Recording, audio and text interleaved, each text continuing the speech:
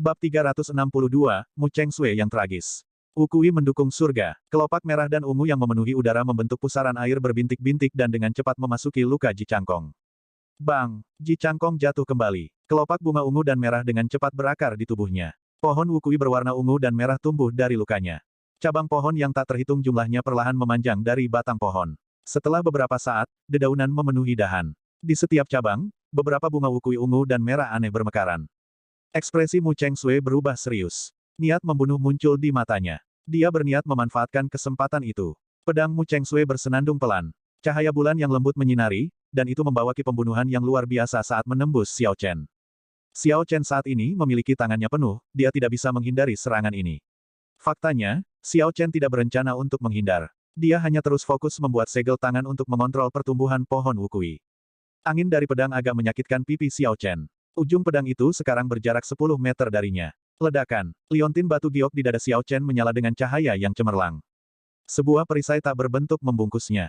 Ini adalah harta karun rahasia yang dia menangkan di pelelangan. Ketika serangan kekuatan penuh Mu Cheng Sui menghantam perisai, penghalang itu memantulkan 30% kekuatannya kembali padanya. Kekuatan itu menjatuhkannya kembali, dan dia memuntahkan seteguk darah. Setelah perisai menahan serangan, perlahan mulai pecah. Setelah Xiao Chen menyelesaikan segel tangannya, dia berbalik dan mengejar Mu Cheng Sui. Pohon Wukui di belakang Xiao Chen telah sepenuhnya terbentuk. Akar yang tak terhitung jumlahnya meluas ke seluruh tubuh dan meridian Ji Changkong. Mereka menguncinya di tempat, menyebabkan rasa sakit yang cukup sehingga dia berharap dia mati. Tidak peduli bagaimana dia berjuang, itu tidak berguna. Mu Cheng Sui menyeka mulutnya dari darah saat dia melihat Xiao Chen melompat.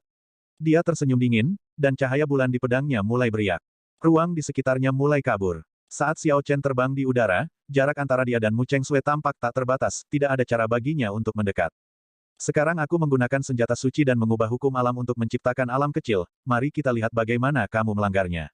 Sekarang ada lebih dari 1000 kilometer di antara kita. Kamu bisa lupa tentang menangkapku. Petik 2. Suara Mu Cheng Sui bergema di seluruh ruang. Kedengarannya seolah-olah dia sangat dekat, namun sangat jauh. Xiao Chen tersenyum tipis dan berkata, aku sudah mengatakannya sebelumnya. Selama Anda belum memahami hukum alam sendiri, mengubah hukum alam tidak ada gunanya di depan kekuatan absolut. Petik 2. Mendengarkan pedang. Xiao Chen berteriak, dan cahaya menyala di lunar Shadow Saber. Bilahnya yang seputih salju berubah menjadi hitam pekat, memamerkan ketajamannya dengan ceroboh, itu telah berubah menjadi senjata surgawi sejati. Wukui Breaks the Heavens bahkan dapat menghancurkan surga. Hukum alam Anda yang sangat sedikit tidak ada artinya sebelumnya. Pohon surgawi kuno dengan cepat terwujud di atas Xiao Chen. Guntur meraung di langit di atas tempat latihan. Dia menunjukkan keadaan guntur hingga batasnya. Ledakan. Sebuah sambaran petir turun dari langit, suaranya memekakkan telinga. Pertumbuhan pohon surgawi selesai. Cahaya cemerlang muncul di pedang Xiao Chen. Cahaya meluas dengan cepat, menuju Mu Cheng Sui. Persetan dengan hukum alam langit dan bumi, dengan bantuan keadaan pembantaian dan senjata surgawi, semuanya akan hancur. Cahaya bulan di pedang Mu Cheng Sui meredup. Sinar cahaya menghantam dadanya dalam sekejap, itu bahkan lebih cepat dari sekejap mata. Kerumunan di tribun penonton hanya melihat kilatan cahaya. Kemudian, Mu Cheng Sui terlempar ke langit yang jauh, menghilang dari pandangan semua orang. Sebelum Xiao Chen bisa menarik napas, dia segera merasakan ki dingin menyebar dengan cepat melalui tanah bor. Duan Muking telah sepenuhnya menghindari Purple Thunder True Fire yang cepat dan saat ini mengeksekusi teknik Sure Kill miliknya sendiri. Ledakan, ledakan, ledakan. Ki dingin di tanah dengan cepat berkumpul dan membentuk penjara es besar, menyelimuti seluruh arena. Dalam sekejap, orang-orang di luar hanya bisa melihat dinding es yang tebal. Mereka tidak bisa melihat apa yang terjadi di dalam. Di dalam penjara es, pedang hitam pekat menempel di leher Duan Muking. Xiao Chen menyeka darah dari sudut mulutnya dan berkata dengan acuh tak acuh, menyerahlah. Saya masih memiliki salah satu teknik Wukui Sabre saya yang belum saya jalankan. Anda tidak memiliki kesempatan. Petik 2. Begitu penjara es terbentuk, Xiao Chen mengeksekusi seni melonjak awan Azure Dragon ke puncaknya dan mengeksekusi cambuk ekor naga Azure. Tepat saat Duan Muking hendak melepaskan teknik pasti bunuhnya, dia bergegas mendekat dan meletakkan pedangnya di lehernya. Setelah beberapa saat hening, energi es di tangan Duan Muking memudar. Penjara es segera mencair. Rambut putihnya kembali menjadi hitam. Tidak ada jejak darah di kulit pucat Duan Muking. Ekspresi kelelahan melintas di matanya. Dia berkata dengan lembut, sebenarnya, sejak awal, kamu telah menang. Keterampilan Duan Muking tidak normal. Mulai saat ini, dendam antara klan Duanmu dan kamu sudah berakhir. Petik 2. Setelah Duan Muking berbicara, dia perlahan berjalan keluar dari tempat latihan. Setelah beberapa saat, sesosok turun dari langit dan mendarat dengan keras di tanah. Sosok itu memantul di tanah beberapa kali dengan menyedihkan sebelum berhenti. Ini adalah Mu Chengsui, yang sebelumnya dilempar ke langit oleh Wukui Breaks the Heavens. Mu Chengsui sudah menderita cedera. Ketika dia jatuh dari beberapa ribu meter, dia menderita luka lebih lanjut. Dia bahkan tidak bisa berbicara. Darah mengaburkan pandangannya. Dia berada dalam keadaan yang sangat tragis. Seluruh tempat latihan menjadi sunyi senyap. Xiao Chen bertarung melawan 3 tetapi masih memperoleh kemenangan. Sebelumnya, dia mengalahkan murid-murid Tanah Suci, kemudian, dia mengalahkan murid-murid dari berbagai klan bangsawan. Sejak awal, dia tidak berhenti untuk beristirahat. Semua lawannya tidak hanya kuat, tetapi mereka juga semua talenta luar biasa di wilayah mereka. Namun, pendekar pedang berjubah putih ini telah mengalahkan mereka semua. Tidak ada lawannya, bahkan ketika mereka bertarung 3 lawan 1. Setelah pertempurannya, nama Xiao Chen akan mengguncang dunia. Dia akan menjadi orang terkuat di generasi muda bangsa Qin besar. Xiao Chen adalah karakter utama sebenarnya dari acara hari ini. Bahkan kemuliaan Leng Liusu, yang menjadi raja bela diri kelas rendah puncak, memucat dibandingkan. Banyak orang merasa bersemangat. Mungkin setelah bertahun-tahun, mereka bisa menyaksikan kebangkitan legenda menuju kejayaan. Saat Xiao Chen berjalan, dia menginjak es di arena, pecahannya berderak di bawah kakinya. Setiap langkah yang diambil Xiao Chen membuatnya sakit kepala. Namun, dia harus bergerak maju. Ada beberapa hal yang harus dia selesaikan dengan orang yang terbaring di tanah. Dia harus memaksakan kata-kata orang ini dari mulutnya sendiri. Mu Chengsui, yang berada di tanah, memiliki penglihatan kabur dan tidak bisa berhenti batuk. Ketika dia mendengar langkah kaki, dia ingin berjuang untuk berdiri. Namun, sarung pedang memaksanya kembali ke tanah. Kamu pernah berkata, semakin tinggi kamu terbang, semakin keras kamu akan jatuh.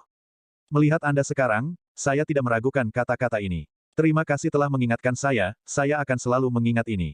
Saya tidak akan pernah membiarkan diri saya menyerah pada bahaya jatuh.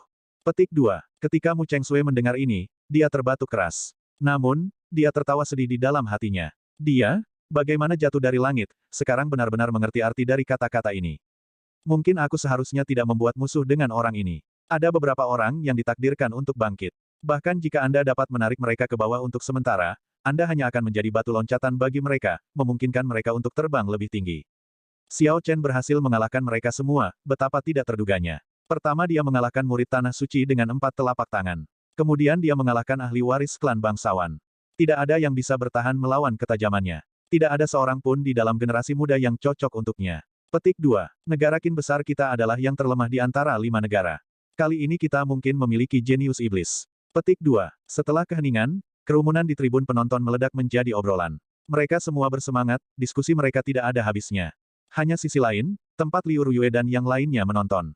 Liu Ruyue tersenyum tulus saat dia dengan cepat berjalan ke Xiao Chen. Pada titik ini, semua tetua klan bangsawan di peron cemberut. Mereka tidak bisa menjatuhkannya dalam pertarungan ini. Xiao Chen ini mungkin menjadi bayangan di hati mereka dalam kehidupan ini. Mereka memiliki lawan yang sangat berbakat. Hanya memikirkannya membuat mereka takut, membuat mereka frustrasi. Namun, orang yang paling frustrasi tidak lain adalah Song Ke. Saat ini, dia sangat tertekan. Dia awalnya berpikir bahwa itu adalah jalan buntu bagi Xiao Chen. Namun, dia selamat. Selanjutnya, ketenarannya bahkan tumbuh. Tidak, kekuatan bocah ini sudah cukup untuk mengancamku. Kami memiliki dendam kematian di antara kami. Dia pasti akan kembali dan membalas dendam. Ekspresi Song Ke ragu-ragu seolah-olah dia sedang memikirkan keputusan yang sulit. Aku hanya akan membunuhnya. Dia saat ini dalam kondisi terlemahnya, ini adalah kesempatan terbaik. Dia bukan lagi murid paviliun pedang surgawi. Dengan status saya sebagai Peak Master, saya dapat menghindari hukuman mati. Memikirkan hal ini, niat membunuh muncul di mata Song Ke. Saat dia melihat Liu Ruyue, yang punggungnya menghadapnya saat dia berjalan, dan Xiao Chen yang tak berdaya, dia dengan erat mengepalkan tinjunya. Mati! Song Ke berteriak dan menggunakan lengannya yang tersisa sebagai pedang. Dia membawa ki pembunuh yang tajam dan melompat ke arah Xiao Chen. Ketika Liu Ruyue yang tersenyum melihat Song Ke yang mengamuk, ekspresinya segera berubah. Dia berteriak dengan keras, Xiao Chen, hati-hati. Xiao Chen merasakan serangan ki yang membunuh. Dia ingin mengeksekusi Azure Dragon Cloud Soaring Art dan menghindar. Namun, dia menemukan bahwa dia telah kehabisan esens. Tidak ada yang tersisa. Dia merasa khawatir. Bang! Liu Ruyue dengan cepat terbang dan melakukan serangan untuk Xiao Chen, serangan yang didukung oleh ranah budidaya Raja Bela Diri Song Ke. Puci! Petik 2. Perbedaan kekuatan antara Raja Bela Diri kelas rendah dan Raja Bela Diri puncak sangat besar. Selanjutnya, Song Ke telah menyimpan kekuatan untuk waktu yang lama untuk mengeksekusi serangan ini. Liu Ruyue memuntahkan seteguk darah dan merasakan sakit luar biasa di dadanya saat dia terbang kembali. Ekspresi Xiao Chen tiba-tiba jatuh. Dia bergegas untuk menangkap Liu Ruyue dan memeriksa denyut nadinya. Dia mengirimkan seutas sens spiritual dan menemukan pembuluh jantungnya telah hancur dan kekuatan hidupnya dengan cepat memudar. Perubahan situasi yang tiba-tiba mengejutkan semua orang. Mereka tidak mengharapkan perkembangan seperti itu.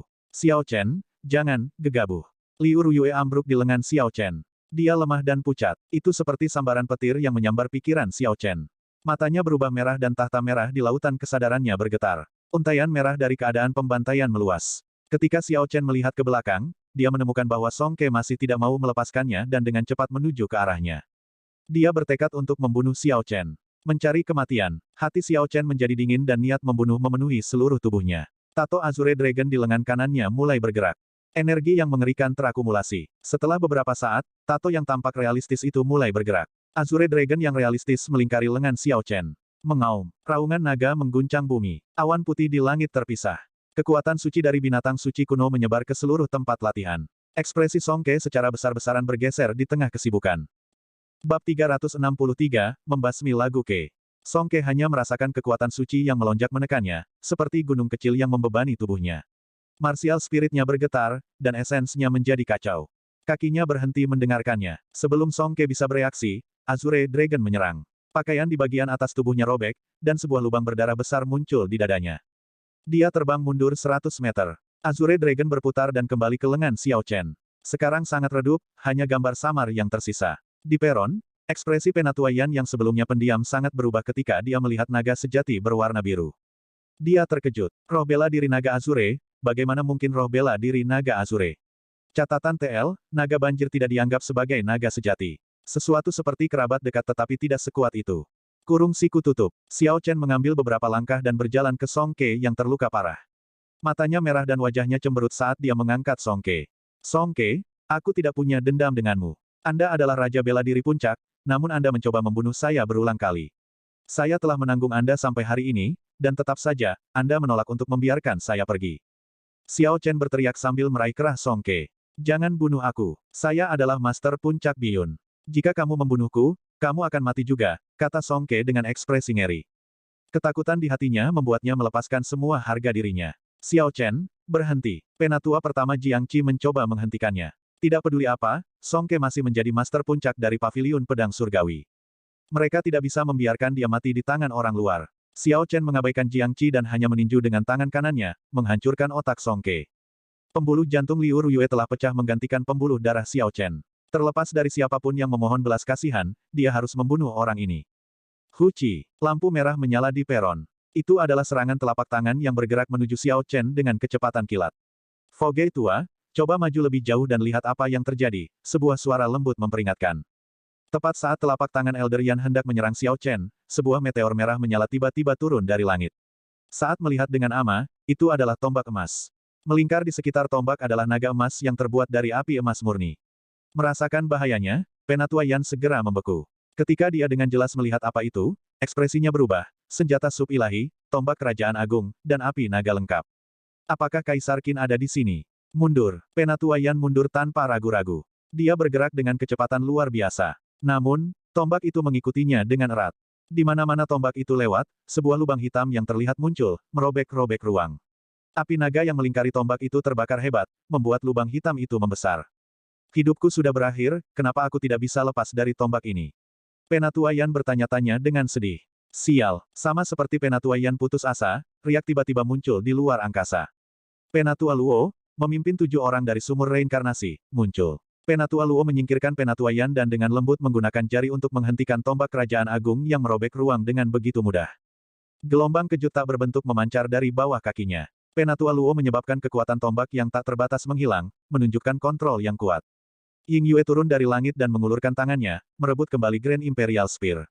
Penatua Luo, orang yang mewarisi roh bela diri naga Azure, Penatua Yan, yang telah diselamatkan tepat pada waktunya, berkata sambil menatap Xiao Chen. Penatua Luo mengibaskannya dan berkata, saya tahu. Anda tidak perlu mengatakan lebih banyak. Tinggalkan saja masalah ini. Ledakan, ledakan, ledakan. Petik 2. Tetua tertinggi Paviliun Pedang Surgawi, yang semuanya tersembunyi, menunjukkan diri mereka. Mata Xiao Chen berbinar ketika dia melihat Shen Manjun. Xiao Chen segera membawa Liu Ruyue dan berkata dengan cemas, bibi bela diri leluhur, tolong selamatkan Ruyue. Dia akan mati. Shen Manjun menghela nafas pelan dan berkata, aku berhutang budi padamu. Selanjutnya, Liu Ruyue adalah salah satu dari kita sendiri. Baik dari tugas dan perasaan, saya akan menyelamatkannya. Ketika Xiao Chen mendengar ini, dia santai. Dia berkata, bibi bela diri leluhur, bisakah dia diselamatkan? Sen Manjun mengeluarkan pil dan memasukkannya ke mulut Liu Ruyue. Pil itu larut dan segera, kekuatan hidup Liu Ruyue yang memudar perlahan pulih. Kami masih tepat waktu. Ini adalah obat suci pengobatan Jade Maiden Peak peringkat 9. Itu akan menjamin kelangsungan hidupnya, kata Sen Manjun dengan tenang saat dia memasukkan seuntai esens lembut untuk mempercepat efek obatnya. Ketika orang-orang di belakang Liu Ruyue mendengar ini, mereka semua menghela nafas lega. Itu baik-baik saja selama dia hidup. Xiao Chen, kamu membunuh Master Song Ke di Paviliun Saber Surgawiku. Menurut aturan sekte, Anda harus dieksekusi. Namun, Song Ke melakukan langkah pertama, mencoba membunuh rekan-rekan sektenya. Dia telah melakukan pelanggaran yang sama. Anda telah memberikan kontribusi besar dan mempertimbangkannya, Anda tidak diizinkan untuk melangkah ke Paviliun Pedang Surgawi saya lagi. Apa kamu setuju? Petik 2. Sen Manjun berbicara dengan lembut setelah kondisi Liu Ruyue stabil. Meskipun dia bukan Master Paviliun atau orang dengan senioritas tertinggi, dalam beberapa hal, kata-katanya lebih berat daripada kata-kata Jiang Qi. Bodoh, kenapa kamu belum setuju? Dia melakukan ini untuk melindungimu. Apakah kamu tidak melihat mata orang-orang tanah suci berubah menjadi hijau? Saat Xiao Chen hendak berdebat, suara Liu Ruyue muncul di benaknya. Dia hanya bisa mengangguk dan berkata, aku berjanji pada bibi bela diri leluhur. Saya tidak akan masuk ke Paviliun Pedang Surgawi lagi. Petik 2. Sen Manjun mengangguk dengan lembut dan menatap Penatua Luo. Penatua Luo, bagaimana menurutmu? Penatua inti dari Istana Gairah Phoenix memarahi Penatua Yan dengan marah dengan mengirimkan suaranya langsung kepadanya. Kemudian dia tersenyum lembut dan berkata, Penatua Sen terlalu sopan. Ini adalah masalah pribadi Paviliun Pedang Surgawi. Ini tidak ada hubungannya dengan Istana Gairah Phoenix. Saya hanya berharap Tuan Paviliun Muda Anda yang terhormat akan menuju ke Tanah Suci seperti yang telah disepakati sebelumnya. Petik 2. Karena Liu Ruyue sudah aman, Xiao Chen benar-benar santai. Tidak melangkah ke Paviliun Pedang Surgawi tidak sama dengan tidak kembali ke Paviliun Pedang Surgawi. Ketika Xiao Chen tumbuh cukup kuat, dia akan membawa Liu Ruyue pergi dari tempat ini. Dia tidak akan melupakan janjinya padanya. Xiao Chen mengucapkan selamat tinggal kepada semua orang dan terutama berterima kasih kepada Putri Ying Yue sebelum dia perlahan keluar bersama Xiao Bai. Xiao Chen tidak tahu kapan dia akan kembali setelah pergi kali ini. Namun, dia pasti akan kembali. Dia harus memenuhi semua yang dia janjikan. Setelah Xiao Chen pergi, Penatua Luo berjalan ke arah Ying Yue, tersenyum. Dia berkata, gadis kecil, kamu sangat mirip dengan kakekmu, dan kamu juga mendominasi. Sayangnya, kamu terlalu lemah. Petik 2. Ying Yue menggenggam Grand Imperial Spear di tangannya dengan erat dan berkata dengan acuh tak acuh, haruskah kita berjuang untuk mengetahui apakah kata-katamu itu benar? Petik 2. Penatua Luo tersenyum lembut dan tidak keberatan dengan ejekan Ying Yue. Dia berkata, kembalilah, dan beritahu kakekmu bahwa dia masih kalah sedikit kali ini. Petik 2. Saat Ying Yue menyaksikan orang-orang Istana Gairah Phoenix pergi, dia berkata dengan lembut pada dirinya sendiri, selama Xiao Chen masih hidup, kita tidak akan kalah. Petik 2. Setelah itu, orang-orang berstatus tinggi pergi. Kemudian, kerumunan di tempat latihan perlahan pergi juga. Pemilihan Tanah Suci telah benar-benar hancur. Namun, para pembudidaya yang datang tidak merasa menyesal. Mereka telah menyaksikan kelahiran seorang legenda. Ini adalah jenis keberuntungan juga. Tidak lama kemudian, semua klan bangsawan di Peron juga pergi. Tempat latihan yang sebelumnya ramai sekarang sepi sekali lagi. Bahkan kesempatan yang paling mulia akan berakhir, Jiang Qi menghela nafas pada dirinya sendiri saat dia memimpin tetua pedang surgawi dan pergi. Namun, tidak ada yang menduga bahwa akhir dari peristiwa ini akan memicu momen kejayaan benua Tianwu, tirai yang sebenarnya baru saja diangkat. Tanda pisah Provinsi Xie, di sebuah penginapan di Jalan Desolate. Jalan ini menuju ke Sungai Naga Hitam dari Paviliun Pedang Surgawi. Ini adalah satu-satunya jalan selain dari Savana Iblis. Ada banyak pembudidaya di sana. Ini adalah satu-satunya penginapan sejauh 500 km di hutan belantara yang sunyi ini. Ini telah menjadi tempat di mana banyak pembudidaya akan datang dan beristirahat. Penginapan ini tidak besar, bahkan tidak memiliki lantai terpisah. Ada satu bangunan dengan dapur dan kamar. Beberapa meja duduk di luar, dan papan nama diletakkan di pinggir jalan. Namun, bisnisnya sangat bagus. Dari beberapa meja, hanya satu yang kosong. Para pembudidaya yang bepergian menempati sisanya. Di tong anggur di luar penginapan, seorang gadis muda cantik berbaju putih, sekitar 14 atau 15 tahun, mengangkat labu botol. Dia dengan senang hati meminta pemiliknya, pemilik, isi botol labu saya dengan anggur. Pemiliknya adalah seorang lelaki tua yang berusia lebih dari 50 tahun. Ketika dia melihat senyum menggoda di wajah murni gadis itu, dia langsung terpesona. Dia hanya pulih akalnya setelah waktu yang lama. Kemudian, dia mengeluarkan corong dan meletakkannya di lubang labu botol.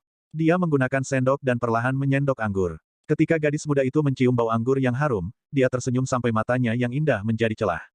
Dia berkata, terima kasih, tuangkan lebih banyak. Petik 2. Pemiliknya tertawa dan berkata, tidak masalah. Aku akan mengisinya sampai penuh untukmu. Saya menjalankan bisnis yang jujur. Aku tidak akan menyia-nyiakanmu. Namun, setelah menyendok anggur untuk waktu yang lama, pemiliknya mulai bergumam pada dirinya sendiri, mengapa rasanya aku tidak bisa mengisi labu botol kecil ini sepenuhnya. Dia melihat ke bawah dan melihat bahwa labu botol itu sangat kokoh dan tidak bocor. Di meja di samping, seorang pemuda berpakaian putih makan dengan tenang. Sepotong kain biru melilit dahinya dan kulitnya sangat cerah, dia tampil sangat tampan. Ketika dia melihat situasinya, dia hampir memuntahkan makanan dan anggurnya. Pemuda itu dengan cepat berlari dan mengambil labu botol.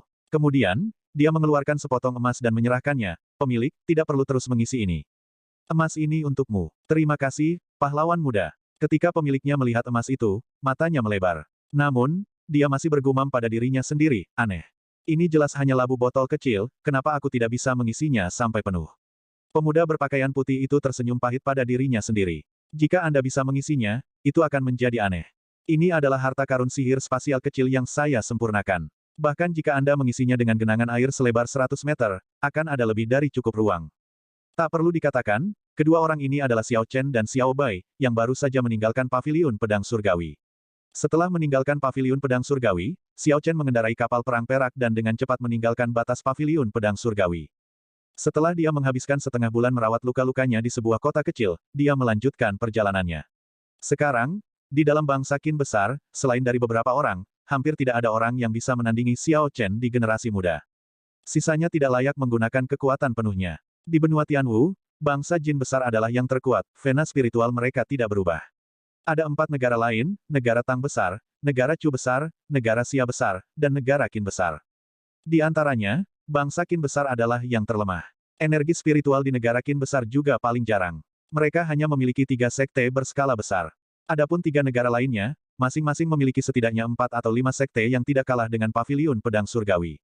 Tak perlu dikatakan, ada lebih banyak di negara Jin besar. Xiao Chen tidak pernah membatasi tujuannya untuk bangsa Qin besar. Sejak awal, dia melihat skala seluruh benua. Oleh karena itu, dia harus melakukan perjalanan keluar dari negara Qin besar. Benua Tianwu sangat luas dan tak terbatas. Selain 5 negara besar, ada tanah desolate yang misterius, orang-orang barbar yang menduduki ratusan ribu gunung besar di utara, dan beberapa negara kecil yang diperintah oleh beberapa suku kuno yang aneh. Bab 364, Peta Harta Karun Kuno yang Sunyi. Benua itu sendiri sangat luas sehingga bisa dianggap tak terbatas. Belum lagi pulau-pulau yang tak terhitung jumlahnya di lautan tak terbatas, benua es di ujung utara, dan raging flame abyss yang legendaris dari mana dikatakan matahari terbit. Dunia itu begitu besar, kebanyakan orang tidak akan pernah melihat setengah dalam hidup mereka. Seseorang mungkin menjadi super jenius di negara mereka, tetapi ketika seseorang pergi, mereka mungkin menyadari bahwa mereka hanyalah setetes air di lautan. Seseorang harus mempertahankan hati yang rendah hati dan tenang, tidak peduli apa yang dunia katakan tentang bakat atau masa depan mereka. Di mata Xiao Chen, semuanya sia-sia. Hanya ketika Xiao Chen benar-benar memahami kekuatan dia akan puas. Terlepas dari kapan, dia tidak bisa membiarkan dunia memengaruhi hatinya. Dia tidak akan khawatir, ragu, takut, atau merasa sombong. Bukankah aku sudah memberitahumu sebelumnya? Anda tidak diperbolehkan menggunakan labu botol ini untuk membeli anggur. Mengapa kamu begitu tidak patuh? Xiao Chen dengan lembut memukul kepala Xiao Bai saat dia memarahinya. Xiao Bai menunduk. Dia merasa agak bersalah ketika dia berkata, tapi labu botol lainnya sangat kecil. Aku mengosongkannya setelah 2 suap. Xiao Chen menggelengkan kepalanya tanpa daya. Itu hanya keberuntungannya untuk bertemu gadis yang suka minum ini. Dia benar-benar merasa tidak berdaya. Dia menyerahkan labu botol itu kembali ke Xiao Bai dan berkata, lain kali jangan lagi. Kali ini, aku akan menghukummu dengan tidak membiarkanmu minum sampai malam tiba. Petik 2. Xiao Bai dengan senang hati menerima labu botol dan mengikatnya di pinggangnya. Dia mengangguk dan berkata dengan serius, Xiao Bai tidak akan minum. Xiao Bai menjaminnya. Xiao Chen meninggalkan uang untuk makanan di atas meja. Kemudian, dia berjalan menuju jalan bersama Xiao Bai. Tidak lama setelah Xiao Chen pergi, beberapa pembudidaya di meja lain mengobrol satu sama lain. Salah satu dari mereka berkata, pemuda sebelumnya, dia tampaknya adalah pendekar berjubah putih yang baru-baru ini terkenal, Xiao Chen. Tujuannya tidak sama dengan kita, kan, menargetkan harta itu. Petik 2. Orang lain tertawa dan berkata, kamu terlalu memikirkan ini. Mengenakan jubah putih dan mengikatkan kain biru di kepala adalah hal yang biasa bagi para pendekar pedang sekarang. Bladesman mana yang tidak berpakaian seperti itu saat ini? Orang ketiga menimpali, memang. Sejak hari pertarungan di paviliun pedang surgawi itu, pendekar pedang mana yang tidak berpakaian seperti ini? Saya hanya bisa mengatakan bahwa Xiao Chen terlalu terkenal, ada terlalu banyak orang yang mengikuti gayanya. Jangan terlalu memikirkan ini. Mungkin aku benar-benar terlalu memikirkan ini. Ada terlalu banyak pendekar pedang berjubah putih yang mengenakan secarik kain biru di kepala mereka. Ayo cepat selesai makan dan lanjutkan perjalanan kita, orang pertama yang berbicara menyimpulkan. Tanda pisah. Tinggi di langit, sebuah kapal perang perak dengan cepat maju melawan angin kencang di awan. Xiao Chen berada di palka kapal dengan hati-hati memeriksa peta. Ada gambar detail topografi provinsi Xie dan laut di dekatnya. Ada tanda rincin untuk setiap sungai, gunung, kota, dan kota. Sebuah peta kecil berkedip-kedip dengan cahaya spiritual duduk di sebelah peta besar. Ini adalah peta harta karun yang diperoleh Xiao Chen sebelumnya. Menurut si gendut, lokasi harta karun itu berada di sebuah pulau di tengah laut. Gelombang bergelombang menghantam pulau itu sepanjang tahun. Bahkan para ahli marsial monark tidak bisa mencapainya. Di masa lalu, seorang marsial sage telah mengubah hukum alam di sekitar pulau. Bahkan setelah 1000 tahun, hukum alam yang diubah belum pulih. Setiap 2 tahun, akan ada jeda singkat. Gelombang besar akan surut secara signifikan, memungkinkan Martial Kings kesempatan untuk masuk. Setelah menghitung waktu dengan hati-hati, Xiao Chen menyadari bahwa sekarang secara kebetulan tentang waktu orang dapat melakukan perjalanan ke pulau itu. Ketika Xiao Chen meninggalkan paviliun pedang surgawi, dia tidak memiliki tujuan yang pasti. Karena dia memiliki peta harta karun ini, dia harus mencobanya. Mungkin dia bisa mengambil keuntungan dari pertemuan kebetulan. Setelah Xiao Chen membandingkan peta, dia bergumam, sepertinya sungai di peta harta karun benar-benar sungai naga hitam di Provinsi Xie. Rute laut yang ditandai dengan garis merah mungkin adalah jalan menuju pulau itu. Xiao Bai duduk di buritan kapal perang. Dia sesekali menyesap dari labu botolnya ketika dia melihat Xiao Chen sepenuhnya fokus. Wajahnya yang memerah sangat menarik. Xiao Chen melihat semua ini dengan jelas dengan sense spiritualnya. Namun, dia hanya tersenyum tak berdaya. Dia mengambil peta yang berkedip-kedip dengan cahaya spiritual dan memeriksanya dengan cermat untuk waktu yang lama. Jari Xiao Chen perlahan bergerak di sekitar peta harta karun sampai berhenti di pulau terdekat dengan harta karun itu. Pulau ini adalah Pulau Angin Hijau. Pulau Angin Hijau berukuran sekitar 2 kali lipat dari kota Xie. Itu adalah pulau yang sangat terkenal yang akan dikunjungi orang ketika menuju ke laut tanpa batas. Semua kapal dagang yang ingin menuju ke lautan tanpa batas akan berhenti di pulau ini, membuat persediaan terakhir mereka sebelum perjalanan panjang. Xiao Bai, berhentilah menyesap. Sudah waktunya untuk turun, kata Xiao Chen lembut, dengan hati-hati menyimpan peta. Wajah cantik Xiao Bai sedikit memerah saat dia berdiri. Dia mengangguk dengan lembut dan tersenyum, baiklah. Untuk mencapai Pulau Angin Hijau, mereka harus menumpang salah satu kapal dagang. Jika Xiao Chen mengendalikan kapal perang perak untuk jarak yang begitu jauh, itu akan sangat menguras jiwa dan raganya. Xiao Chen memasukkan Xiao Bai kembali ke dalam Spirit Blood Jade dan mengambil kapal perang perak itu ke mata kanannya. Kemudian, dia dengan cepat jatuh dari langit. Segera, sebuah kota kecil muncul dalam visinya. Kota kecil itu adalah ujung jalan di padang gurun yang sunyi. Karena ada pelabuhan di dekat Sungai Naga Hitam, meskipun kota itu kecil, kota itu ramai. Orang memenuhi setiap ruang. Xiao Chen mendarat di tanah dengan kuat. Dia membayar tol masuk sebelum menuju ke pelabuhan yang berbatasan dengan kota. Ada banyak kapal dagang besar di pelabuhan. Setelah Xiao Chen bertanya-tanya dan menemukan sebuah kapal bersiap untuk menuju laut tanpa batas, dia segera bergegas. Jadi, kamu akan pergi ke Greenwind Island. Biayanya 100 batu roh kelas rendah, tidak bisa dinegosiasikan, kata orang di haluan yang bernegosiasi dengan Xiao Chen. Aneh, mengapa begitu mahal? Saya ingat biaya untuk naik kapal dagang di masa lalu hanya beberapa emas. Sekarang, itu 100 batu roh. Xiao Chen memiliki 100 batu roh yang tersisa. Namun, dia tidak ingin menyia-nyiakannya dengan bodoh. Dia akan mencari kapal lain untuk ditanyakan. Orang di kapal itu tertawa dan berkata, jangan repot-repot mencari di tempat lain. Kapal dagang lainnya semuanya menawarkan harga yang sama. Bahkan jika Anda hanya ingin mencapai pelabuhan berikutnya, harganya masih sama. Petik 2. Ketika hal-hal terjadi di luar kebiasaan, sesuatu yang aneh pasti terjadi. Xiao Chen merasa curiga dan berhenti. Dia mengeluarkan 150 batu roh dan berkata, 50 batu roh yang tersisa adalah hadiah. Katakan padaku mengapa harganya begitu tinggi. Petik 2. Ketika orang itu melihat tambahan 50 batu roh kelas rendah, senyum segera memenuhi wajahnya. Dia menjelaskan, itu semua karena peta harta karun yang diturunkan di Sabana Iblis. Menurut rumor, seorang gendut berhasil mendapatkan peta ini di Devil Savannah. Dia telah membawanya ke rumah lelang besar di Ancient Desolate Land dan mendapatkan banyak uang. Kemudian, dia membuat 1000 eksemplar dan menjualnya. Peta harta karun ini sekarang telah menjadi umum. Orang pertama yang membelinya merasa sangat dirugikan. Tidak hanya mereka yang berasal dari negara Qin besar kita, tetapi banyak pembudidaya dari negara Tang besar, negara Xia besar, dan negara Chu besar juga memperoleh peta. Ada banyak orang yang pergi ke Pulau Angin Hijau. Setelah orang itu mengatakan ini, Xiao Chen juga mengerti apa yang sedang terjadi. Dia tersenyum pada dirinya sendiri, sepertinya peta harta karun yang aku lihat berharga sudah menjadi umum. Namun, dengan karakter si gendut, ini pasti mungkin terjadi padanya. Setelah dia kehilangan begitu banyak di Devil Savannah, dia akan mencoba mencari cara untuk mengganti kerugiannya. Setelah itu, Xiao Chen mengikuti orang itu dan naik ke kapal, pergi ke geladak. Dia segera merasakan aura kuat yang tak terhitung jumlahnya. Dia melihat sekitar 100 pembudidaya duduk di geladak. Sekitar setengah dari mereka adalah orang suci bela diri puncak, sisanya adalah raja bela diri. Setengah dari Martial King adalah Martial King kelas medial, dan sebagian kecil adalah Martial King kelas superior. Xiao Chen menyapu tempat itu dengan sense spiritualnya dan menemukan bahwa ada satu puncak raja bela diri kelas superior. Dia telah menyembunyikan auranya dan diam-diam berbaur dengan orang banyak. Sepertinya seperti yang dikatakan orang itu. Setiap orang telah menemukan rahasia peta harta karun. Siapapun yang memiliki kekuatan akan mencoba peruntungannya. Ini adalah bladesman lain yang meniru Xiao Chen. Mengapa anak muda zaman sekarang sangat suka meniru orang lain? Apakah mereka berpikir bahwa mereka akan menjadi ahli dengan mengenakan jubah putih dan kain biru? Petik 2. Beberapa pembudidaya mengejek Xiao Chen ketika mereka melihatnya naik. Xiao Chen melihat sekeliling dan menemukan memang ada banyak pembudidaya berpakaian serupa. Mereka semua mengenakan jubah putih dengan pedang tergantung di pinggang mereka dan kain biru di sekitar dahi mereka. Xiao Chen hanya bisa mengabaikan orang-orang ini. Situasi seperti itu dapat diterima olehnya, itu lebih baik daripada diakui.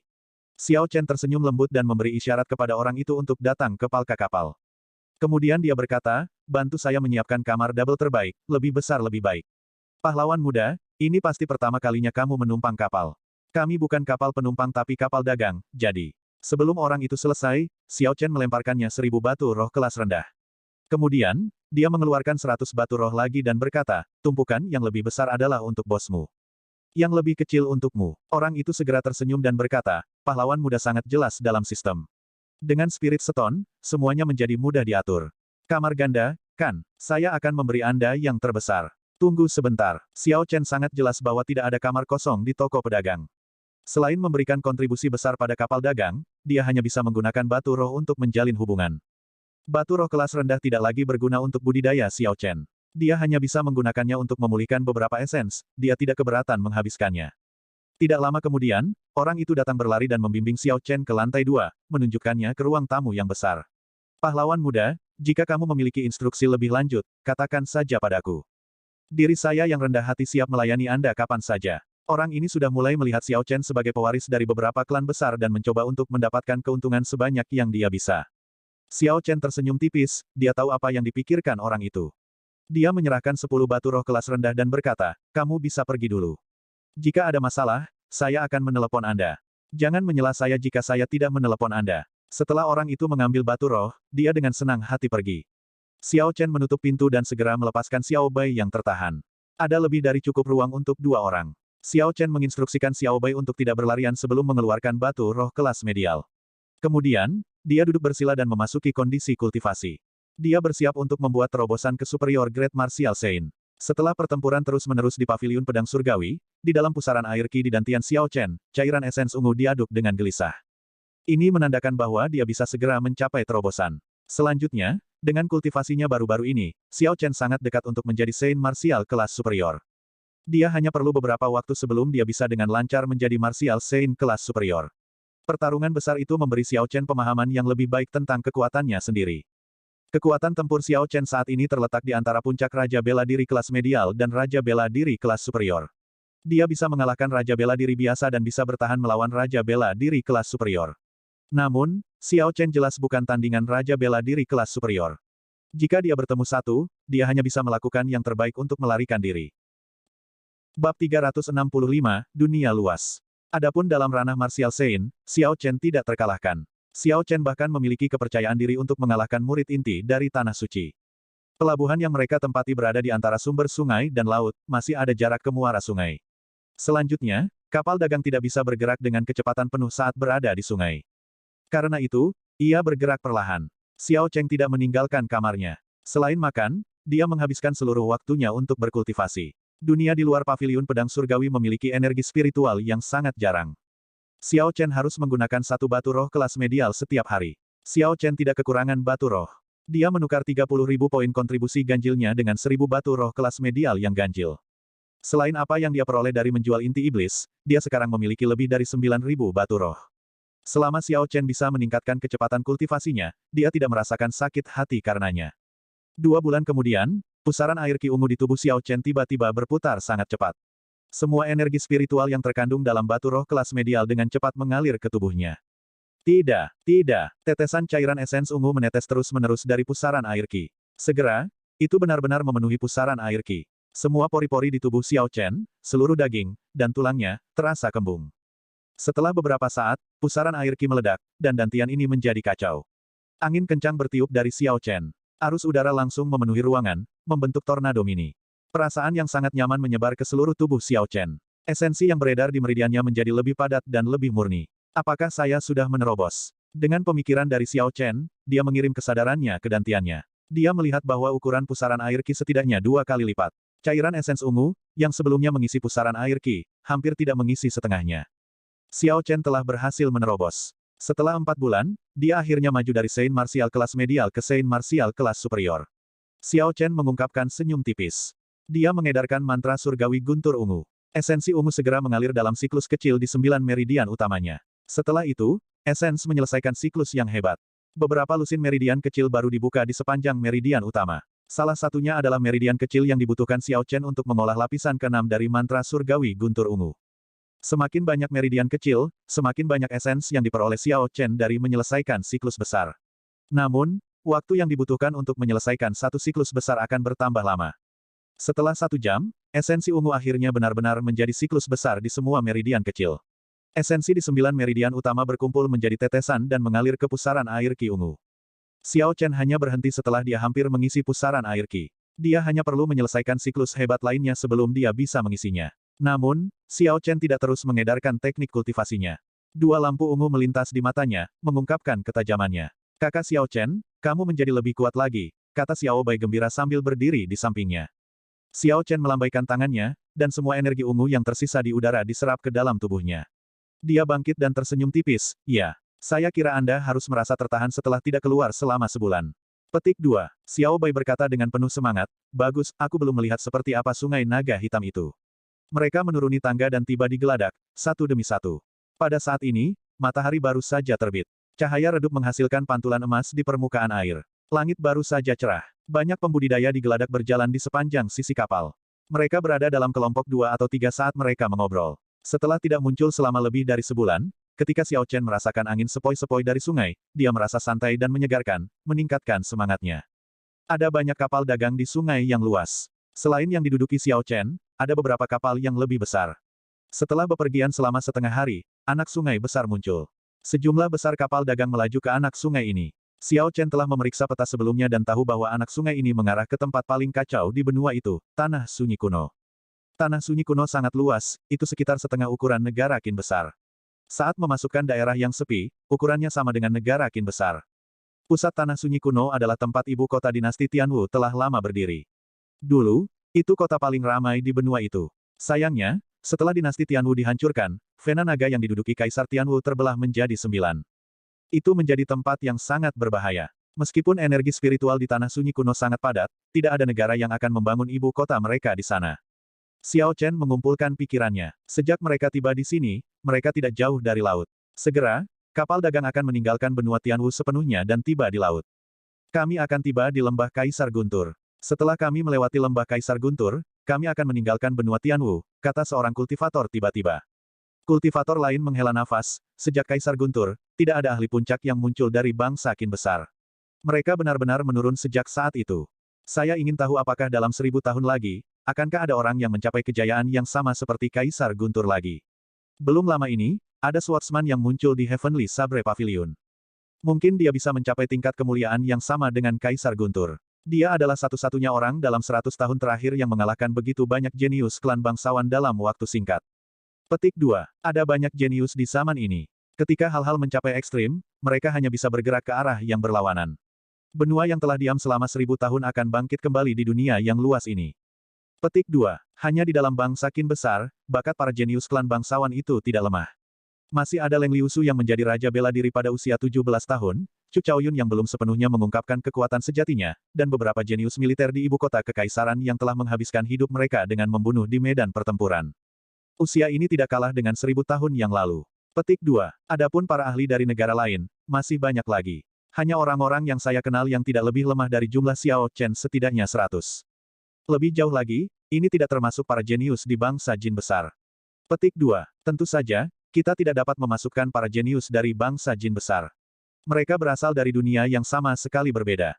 Bagaimana kita bisa membandingkan? Mungkin kita bisa melihat beberapa jenius ini di Greenwind Island. Menurut rumor, beberapa negara lain juga memiliki peta harta karun Sabana Iblis. Petik 2. Seseorang di kapal mengalihkan pembicaraan ke Kaisar Guntur. Seketika, seluruh dek menjadi sangat hidup. Para pembudidaya dengan pengalaman luas mulai mendiskusikan para jenius dari setiap negara. Xiao Chen merasa tertarik dan mengangkat telinganya untuk mendengarkan, mendapatkan pengetahuan dari kata-kata mereka. 1000 tahun yang lalu, ketika Kaisar Guntur ada, para jenius memenuhi setiap negara. Ada banyak pembudidaya yang cakap. Sejak dinasti Tianwu dihancurkan, ini adalah puncak pertama di dunia kultivator. Ada banyak pembudidaya jenius yang mempesona dan banyak lagi yang muncul. Kaisar Guntur menjadi terkenal di lingkungan seperti itu. Kaisar Guntur menyapu semua jenius di bawah langit sebelum akhirnya menjadi salah satu orang yang berdiri di puncak. Setelah Kaisar Guntur jatuh, periode kejayaan itu perlahan menurun. Dunia kultivator menurun. Jumlah pembudidaya puncak menurun. Para jenius tidak lagi mempesona seperti di masa lalu. Namun, sekarang, tampaknya ada tanda-tanda pertumbuhan lagi. Itu seperti benih-benih era kejayaan yang perlahan tumbuh. Segera, matahari terbit telah mencapai puncaknya, dan langit menjadi cerah dan intens. Siluet jurang besar muncul di kejauhan. Semua orang dengan hormat terdiam. Rasa hormat memenuhi tatapan mereka saat mereka melihat jurang di kejauhan. Jurang itu tingginya beberapa ribu meter, mendaki di kedua sisi sungai naga hitam. Mereka seperti dua pedang yang menembus langit, awan menutupi puncak mereka. Ketika kapal dagang tiba di jurang, itu melambat. Setelah memasuki jurang, langit langsung menjadi gelap. Semua pembudidaya di geladak menjadi benar-benar sunyi. Hanya suara ombak yang terdengar di sungai yang tenang. Bahkan sepertinya semua orang berhenti bernapas. Apa yang sedang terjadi? Xiao Chen menatap curiga kedua sisi jurang. Dengan pandangan sekilas, dia benar-benar terpana. Ada patung besar seseorang di jurang yang menjulang tinggi. Ukiran itu sangat hidup. Ekspresinya tegas. Dia mengenakan jubah ketat dan pedang tergantung di pinggangnya saat dia menatap laut yang jauh. Patung itu diukir di sepanjang jurang. Tingginya 1000 meter. Itu tampak seperti bisa membubung ke langit dan terasa sangat megah. Ketika Xiao Chen memikirkan nama itu, Lembah Kaisar Guntur, dia langsung menebak identitas patung ini. Gemuruh. Tiba-tiba, Guntur terus-menerus berderak di langit yang cerah di atas. Ketika Xiao Chen melihat ke atas, awan gelap memenuhi langit. Kedengarannya seperti pasukan besar berbaris. Angin bertiup kencang, dan kadang-kadang, sambaran petir akan melesat melintasi langit. Kehendak Guntur yang mengamuk bergema di jurang. Ini menyebabkan segalanya merasakan tekanan yang mengerikan. Itu seperti guntur surgawi akan menghantam mereka, menyebabkan jiwa mereka menghilang dan mati tanpa mayat yang utuh. Xiao Bai melihat listrik yang mengerikan di langit dan mengingat lampu listrik yang muncul ketika dia telah berubah bentuk. Dia ketakutan pucat dan memeluk lengan Xiao Chen, menolak untuk melepaskannya. Kakak Xiao Chen, Xiao Bai takut. Ketika Xiao Chen merasa Xiao Bai gemetar, dia dengan lembut meletakkan tangannya di mulut Xiao Bai. Dia berkata dengan lembut, jangan takut, jangan katakan apa-apa. Itu adalah kehendak Guntur, keadaan Guntur yang paling murni. Bahkan setelah 1000 tahun, itu masih mengilhami ketakutan, membuat orang terlalu takut untuk bergerak. Tidak heran semua pembudidaya di Dek tidak berani berbicara saat mereka memasuki jurang. Mereka semua takut bahwa mereka secara tidak sengaja akan menyinggung kehendak Guntur ini dan akan menerima hukuman. Xiao Chen melihat ke langit dan merasakan keakraban yang aneh dengan awan petir yang tak terbatas. Lunar Shadow Saber yang tergantung di pinggangnya mulai bergetar tanpa henti. Lunar Shadow Saber merasa bersemangat seolah-olah akan melompat keluar kapan saja. Xiao Chen menahannya, mencegah yang lain menyaksikan pemandangan aneh itu. Ao Jiao, apakah kamu merasakannya juga? Xiao Chen bertanya-tanya dalam hati. Dia bisa merasakan jarak yang tak terukur antara Kaisar Guntur dan dirinya sendiri dari kehendak Guntur tertinggi ini. Kehendak dari 1000 tahun yang lalu secara tak terduga masih begitu kuat. Jika Xiao Chen menghadapi Kaisar Guntur di puncaknya, dia tidak tahu apakah dia akan memiliki keberanian untuk berdiri tegak. Jurang itu sangat gelap. Kapal dagang itu sepertinya sudah lama bepergian di sana. Saat meninggalkan jurang, sinar matahari menyinari semua orang lagi. Semua orang yang hadir menghela nafas lega. Keringat dingin memenuhi punggung mereka. Ketika mereka melihat kembali ke jurang yang gelap, mereka semua merasakan ketakutan yang berkepanjangan. Xiao Chen melepaskan Xiao Bai dan berkata, Xiao Bai, jangan takut lagi. Kami telah melewatinya. Warna kembali ke wajah Xiao Bai. Dia dengan enggan meninggalkan pelukan Xiao Chen dan berkata, ketakutan Xiao Bai sudah lama hilang. Pelukan kakak Xiao Chen adalah tempat yang paling aman. Bab 366, Bahaya Ekstrim. Aneh sekali, tidak ada kematian atau cedera kali ini. Ini adalah pertama kalinya saya melihat ini terjadi meskipun melalui lembah Kaisar Guntur, kata Raja Bela Diri yang lebih tua di geladak. Pria tua lainnya juga menimpali, memang, saya merasa itu aneh juga. Sepertinya lembah Kaisar Guntur lebih tenang dari biasanya. Aku bisa dengan jelas merasakan seseorang menolak keinginan itu. Namun, Kaisar Guntur tidak menghukumnya. Xiao Cheng terkejut. Mungkinkah karena dia, atau Ao Jiao? Beberapa pembudidaya muda bingung, mereka bertanya, "Senior, ada apa? Bisakah Anda menjelaskannya?" Orang tua pertama yang berbicara berkata, lembah Kaisar Guntur juga dikenal sebagai lembah kehidupan dan kematian. Setiap kali kapal melewati lembah ini, pembudidaya biasanya akan mati atau mengalami cedera. Pengecualian sangat jarang terjadi. Mengapa? Orang tua itu tersenyum tipis, ini karena seseorang selalu menolak kehendak Guntur. Di masa lalu, bahkan ada raja bela diri yang kuat yang mencoba merebut kehendak Guntur ini. Hanya ada satu hasil untuk semua orang, kematian. Selama seseorang memiliki pikiran liar atau niat untuk melawan, setidaknya petir akan melukai mereka. Jika mereka melawan dengan keras kepala, mereka pasti akan mati. Terlepas dari seberapa tinggi kultivasi mereka, ini adalah hasil yang tidak dapat diubah. Mungkin hanya orang bijak yang bisa mencoba ini. Petik 2. Ketika para pembudidaya di Geladak yang dengan sembarangan menolak kehendak Guntur mendengar ini, mereka merasa takut. Apakah Kaisar Guntur sekuat itu? Dia telah mati selama 1000 tahun, mengapa kehendak Gunturnya belum pudar? Selain itu, masih sangat perkasa, tanya para pembudidaya muda ini. Kata-kata lelaki tua itu membuat mereka bersemangat. Orang tua itu merapikan janggutnya dan tertawa. Dia berkata, ada 7 jenis energi. Atribut petir tirani adalah yang paling mengamuk dan memiliki kekuatan menyerang yang tinggi. Ini juga yang paling sulit untuk dibudidayakan. Ini karena kilat mewakili hukuman Tao Surgawi dari dunia alami. Mengikuti prinsip yang sama, keadaan Guntur dan kehendak Guntur adalah yang paling sulit untuk dipahami. Kaisar Guntur memahami kehendak Guntur menjadi kehendak Guntur yang abadi, sekarang tidak lagi kalah dengan Tao Surgawi. Dengan kekuatan serangan yang begitu kuat, bahkan para ahli Kaisar bela diri yang lebih tua yang kultivasinya lebih tinggi dari Kaisar Guntur tidak berani mengungkapkan ketajaman mereka. Haha, melawannya sama saja dengan melewati bencana petir. Siapa yang akan begitu bosan untuk membuat diri mereka sendiri dalam masalah seperti itu? Orang tua itu berbicara terus terang dengan keyakinan. Jelas bahwa dia bepergian secara ekstensif dan telah melihat banyak hal. Dia berbicara tentang semua pencapaian Kaisar Guntur yang tersisa di benua itu. Ini membuat para pembudidaya di Geladak mendambakan kekuatan seperti itu. Mereka membayangkan diri mereka sebagai Kaisar Guntur yang agung, menghukum para dewa dan memusnahkan iblis, menginjak-injak para jenius dan mendaki ke puncak dunia. Ada apa dengan patung di jurang? Itu sangat besar, itu hampir membentang di seluruh jurang. Ini tidak dapat dicapai tanpa memiliki setidaknya 1000 orang. Namun, jika ada beberapa ribu, bagaimana mereka bisa berkoordinasi dengan sempurna untuk membuat patung yang hampir sempurna ini? Ketika seseorang akhirnya mengangkat topik tentang patung itu, lelaki tua itu tersenyum. Jika saya memberitahu Anda bahwa patung ini terbentuk secara alami, apakah Anda akan mempercayai saya? Bagaimana mungkin? Semua pembudidaya muda menggelengkan kepala. Ketika lelaki tua itu mendengar ini, dia tertawa, kalian semua anak muda memiliki bakat yang cukup bagus. Anda semua adalah orang suci bela diri kelas superior di usia pertengahan 20-an. Namun, kalian semua masih terlalu lemah jika ingin mendapatkan harta karun itu. Orang tua lainnya, yang merupakan raja bela diri kelas superior, berkata dengan acuh tak acuh, di masa depan, jika Anda memiliki kesempatan untuk pergi ke tanah sunyi kuno, Anda harus pergi melihat patung Kaisar Tianwu generasi pertama. Kemudian, Anda akan tahu yang sebenarnya. Petik 2. Memang, Anda anak muda masih terlalu berpengalaman. Anda akan bertemu banyak ahli dari negara lain dalam perburuan harta karun ini. Pada saat itu, bahkan tetap hidup akan menantangmu, kata raja bela diri tua lainnya. Juga, jangan berpikir bahwa dengan berdandan seperti itu, kamu adalah White Robert Bladesman. Betapa kekanak-kanakan. Seseorang mengangkat topik ini lagi. Pendekar pedang yang mengenakan jubah putih dan pakaian berpotongan biru merasa agak malu ketika mereka mendengar ini. Mereka tidak tahu harus berkata apa. Topik diskusi perlahan kembali ke tujuan semua orang. Para pembudidaya yang lebih tua mengatakan hal-hal untuk mengecilkan hati para pemuda ini. Sebenarnya, bahkan ketika orang-orang ini diingatkan tentang para ahli dari negara lain, mereka masih gelisah. Mereka mungkin akan mati tanpa menyadari penyebabnya. Namun, orang-orang tua ini memiliki niat baik. Adapun kelompok pemuda ini, sangat sedikit yang bisa menenangkan hati mereka yang gelisah. Orang-orang tua telah melakukan bagian mereka. Itu bukan untuk mereka khawatir tentang pemuda lagi. Kata-kata orang tua ini telah membuka mata Xiao Chen. Ini terutama berlaku untuk kisah Kaisar Guntur. Itu memberinya pemahaman yang lebih baik tentang pria legendaris ini. Saat berada di Geladak, Xiao Chen telah membagi perhatiannya dan memperhatikan puncak raja bela diri kelas superior yang menyembunyikan auranya.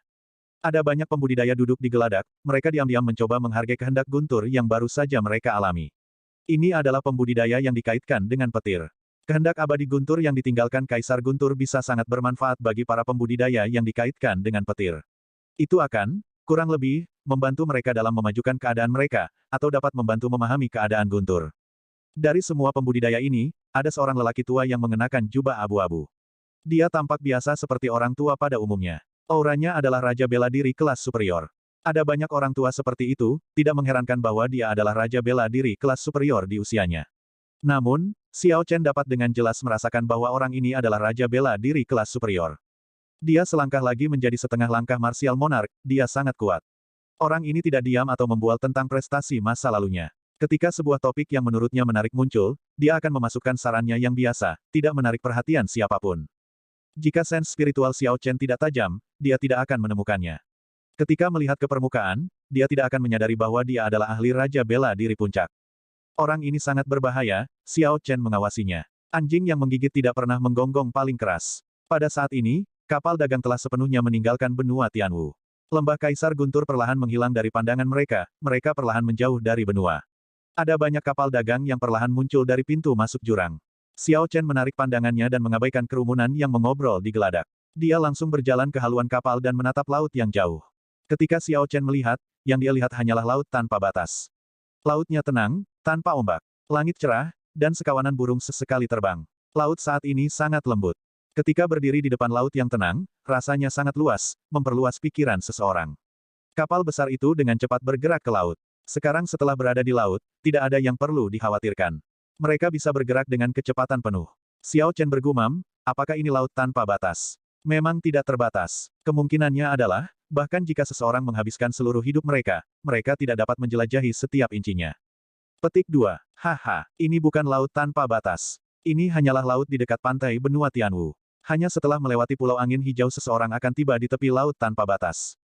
Meski begitu, itu hanyalah perairan dangkal. Kedalaman laut yang sebenarnya bahkan lebih jauh. Petik 2. Sebuah suara berlarut-larut tiba-tiba memasuki telinga Xiao Chen. Ketika Xiao Chen berbalik, dia menemukan bahwa itu adalah puncak Martial King yang dia perhatikan juga. Dia telah berjalan tanpa Xiao Chen menyadarinya. Xiao Chen sedikit terkejut. Ekspresinya tidak berubah saat dia tersenyum tipis. Senior tua, kamu tampak sangat berpengalaman. Anda harus memiliki pemahaman yang baik tentang laut tanpa batas. Maukah Anda memberitahu junior ini tentang hal itu? Petik 2. Orang tua itu tersenyum lembut dan berkata, saya tidak layak disebut senior tua. Dunia kultivator menghormati yang kuat dan bukan usia. Tuan tua ini adalah Wu Sangxuan. Jika adik laki-laki tidak keberatan, Anda bisa memanggil saya Wu tua. Petik 2. Wu tua, tolong jelaskan padaku, Xiao Chen dengan lembut meminta. Dia benar-benar ingin tahu tentang laut tanpa batas. Jadi, dia tidak keberatan mengobrol dengannya. Wu Sangxuan melihat ke arah laut yang luas dan berkata dengan cemberut, ada total 4 wilayah di laut tanpa batas. Laut Timur, Laut Barat, Laut Selatan, dan Laut Utara. Kapal dagang yang kita tumpangi akan pergi ke Laut Timur. Laut tanpa batas yang sebenarnya juga dipisahkan menjadi Laut Dalam dan Laut Dangkal. Satu-satunya tempat yang dapat dipahami manusia adalah Laut Dangkal. Sedangkan untuk Laut Dalam, itu terlalu misterius. Saya yang tua ini tidak mengerti banyak tentang itu. Petik 2. Di Laut Dangkal di setiap wilayah, ada banyak pulau dan sekte yang kuat. Selain Laut Timur, Laut Dangkal dari 3 wilayah lainnya masing-masing memiliki sekte yang berkuasa. Jadi, mereka relatif stabil. Xiao Chen merenung sejenak sebelum bertanya, lalu bagaimana kekuatan sekte di Laut tanpa batas dibandingkan dengan sekte di negara Qin besar saya? Petik 2. Jika dibandingkan dengan Laut Dangkal di Laut Timur, kamu hampir tidak bisa memenuhi syarat sebagai kekuatan kelas 2. Namun, Paviliun Pedang Surgawi pernah dianggap sebagai kekuatan kelas 1. Namun, itu hanya kelas 2 sekarang. Mungkin jika Anda memasukkan Heavenly Crave Manor, posisinya akan sedikit lebih baik. Petik 2. Xiao Chen agak terkejut, The Heavenly Crave Manor menempa senjata. Bisakah mereka lebih kuat dari Paviliun Pedang Surgawi? Apa maksudmu? Haha, jika Anda menjelajahi dunia, Anda akan menemukan bahwa Heavenly Crave Manor telah menempa banyak senjata roh yang tersedia di benua itu. Ini juga jelas di bangsa Jin besar. Mengenai ketenaran, 3 sekte besar tidak setenar Heavenly Crave Manor. Pikirkan baik-baik. Jika sekte yang menghasilkan begitu banyak uang tidak memiliki tingkat kekuatan tertentu, mengapa pengadilan kerajaan atau sekte lain mencoba menelan mereka? Petik 2. Xiao Chen tidak mempertimbangkan aspek ini. Kecuali mereka memiliki dukungan yang kuat, hanya ada satu alasan lain, Heavenly Crave Manor juga memiliki kekuatan tersembunyi yang kuat. Wu Sangxuan tiba-tiba berhenti. Kemudian, dia berkata, pendekar pedang berjubah putih, kamu sangat tertarik dengan kekuatan laut tanpa batas. Mungkinkah, selain pergi ke Green Wind Island, Anda tertarik untuk pergi ke Boundless Sea? Petik 2. Xiao Chen sedikit terkejut. Dia tersenyum dan berkata, Wu tua bercanda. Apa? Pedang berjubah putih. Saya hanya memakai jubah putih. Jangan menyangkalnya. Sementara Anda mengamati saya, mengapa saya tidak mengamati Anda juga? Wu Sangsuan bertanya dengan tenang saat dia melihat ke kejauhan. Hati Xiao Chen tenggelam. Sepertinya orang ini telah menemukan identitasnya. Kalau tidak, dia tidak akan datang dan memulai percakapan tanpa alasan apapun. Wu Sangsuan melanjutkan, kamu tidak perlu khawatir. Saya yang lama datang untuk mencari Anda karena saya ingin membahas masalah harta karun Raja Savana. Saya sudah 2 kali ke pulau itu, dan ini yang ketiga kalinya. Bab 367, Kebencian Pahit. Xiao Chen terkejut bahwa Wu Sangsuan sudah 2 kali ke pulau itu. Agar dia kembali dengan selamat 2 kali, dia harus memiliki kekuatan lebih dari yang diperkirakan Xiao Chen. Pertama kali orang tua ini pergi ke sana, saya memperoleh 3.000 batu roh kelas medial, 2 harta karun rahasia, dan 2 botol pil peringkat 7. Kedua kalinya, saya pergi dengan 5.000 batu roh kelas medial, 3 harta karun rahasia, dan 1 botol pil peringkat 8 sebelum mendapatkan kultivasi saya saat ini. Xiao Chen tersenyum tipis dan berkata, sepertinya Wu Tua telah membuat banyak persiapan, Anda harus mendapatkan panen yang besar. Sulit. Wu Sangsuan menghela nafas pelan, aku tidak tahu lemak sialan mana yang mendistribusikan peta harta karun itu. Sekarang, selain dari para pembudidaya dari bangsa jin besar, para pembudidaya dari 4 negara besar dengan beberapa kekuatan semuanya akan bergegas ke pulau itu. Petik 2. Pertemuan yang kebetulan sulit didapat. Harta karun yang ditinggalkan oleh Raja Savana tidak diragukan lagi merupakan pertemuan kebetulan yang hebat. Itu sangat menggoda. Tidak aneh jika banyak yang menuju ke sana juga. Kemungkinan besar sebagian besar pembudidaya, jika tidak semua, di kapal dagang lain juga memburu harta Raja Savana. Namun, berdasarkan ekspresi Wu Sangsuan, sepertinya dia masih memiliki sesuatu untuk dikatakan. Xiao Chen berpikir sejenak sebelum berkata, Senior, katakan saja padaku apa yang ada di pikiranmu. Petik 2. Wu Sangsuan tertawa ketika mendengar ini, pemuda hari ini benar-benar langsung. Orang tua ini sudah terlalu banyak bicara. Sebenarnya, saya ingin bekerja dengan Anda untuk mencoba mendapatkan harta yang ditinggalkan Raja Savana. Petik 2. Bagi Xiao Chen, bekerja dengan Wu Sangsuan akan sangat membantu. Wu Sangsuan pernah ke pulau tempat harta karun itu berada 2 kali di masa lalu. Dia jauh lebih akrab dengan situasi di pulau itu daripada yang lain. Dia bisa menghemat waktu ketika menghadapi banyak tantangan. Namun, ini adalah seseorang yang Xiao Chen tidak tahu. Selanjutnya, pihak lain lebih kuat darinya. Wu Sangsuan akan berada di posisi dominan. Jika dia mendapatkan sesuatu yang baik, dan Wu Sangsuan ingin membunuhnya untuk itu, dia tidak akan berdaya melawannya. Maafkan saya, aku sudah terbiasa sendirian. Saya khawatir saya tidak dapat menerima niat baik senior. Petik 2. Bahkan jika ada lebih banyak manfaat, Xiao Chen tidak akan setuju. Ada terlalu banyak risiko. Kemudian, Wu Sangsuan menjanjikan beberapa keuntungan lagi, melakukan yang terbaik untuk meyakinkan Xiao Chen untuk bekerja dengannya. Namun, Xiao Chen tidak tergerak, dia tidak akan setuju terlepas dari apa yang dijanjikan. Haha, karena Littler Brother tidak setuju, maka tidak apa-apa. Ketika kita bertemu satu sama lain lagi di masa depan, kita akan tetap berteman. Saya yang tua ini harus pergi dulu.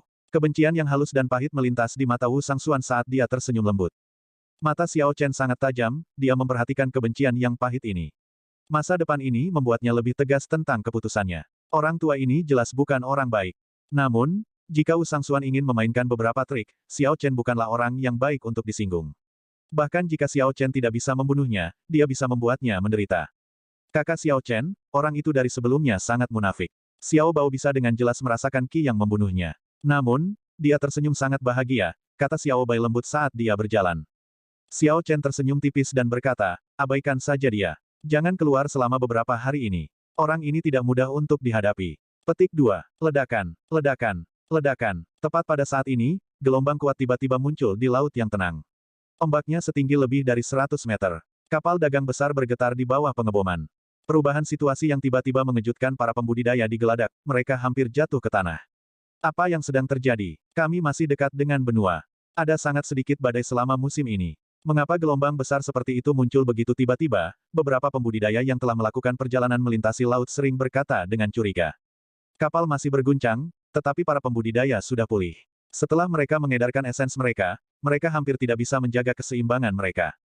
Xiao Chen berdiri seolah terpaku pada geladak. Meskipun seberapa kuat kapal dagang itu berguncang, dia tidak bergerak. Dia mendukung Xiao Bai dan memperluas sens spiritualnya di kejauhan.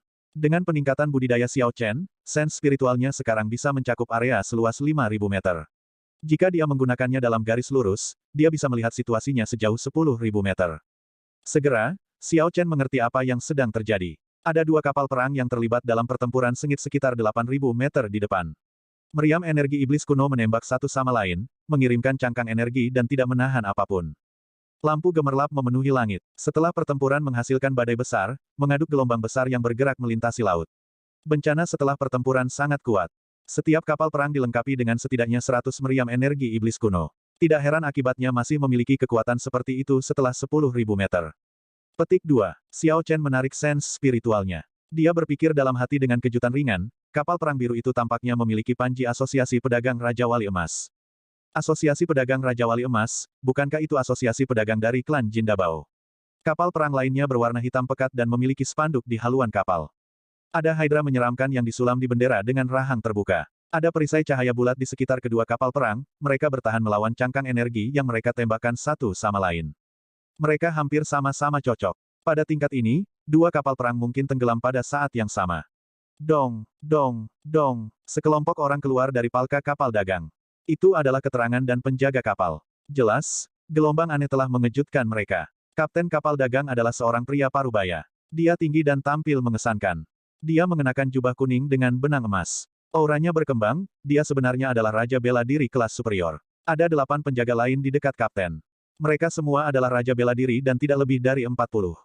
Ini adalah puncak kehidupan manusia. Dorongan dan ketajaman Martial King seperti itu jauh lebih kuat daripada Martial King lama di Geladak.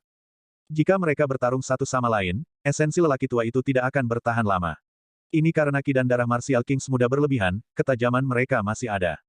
Oleh karena itu, peluang kemenangan mereka lebih tinggi.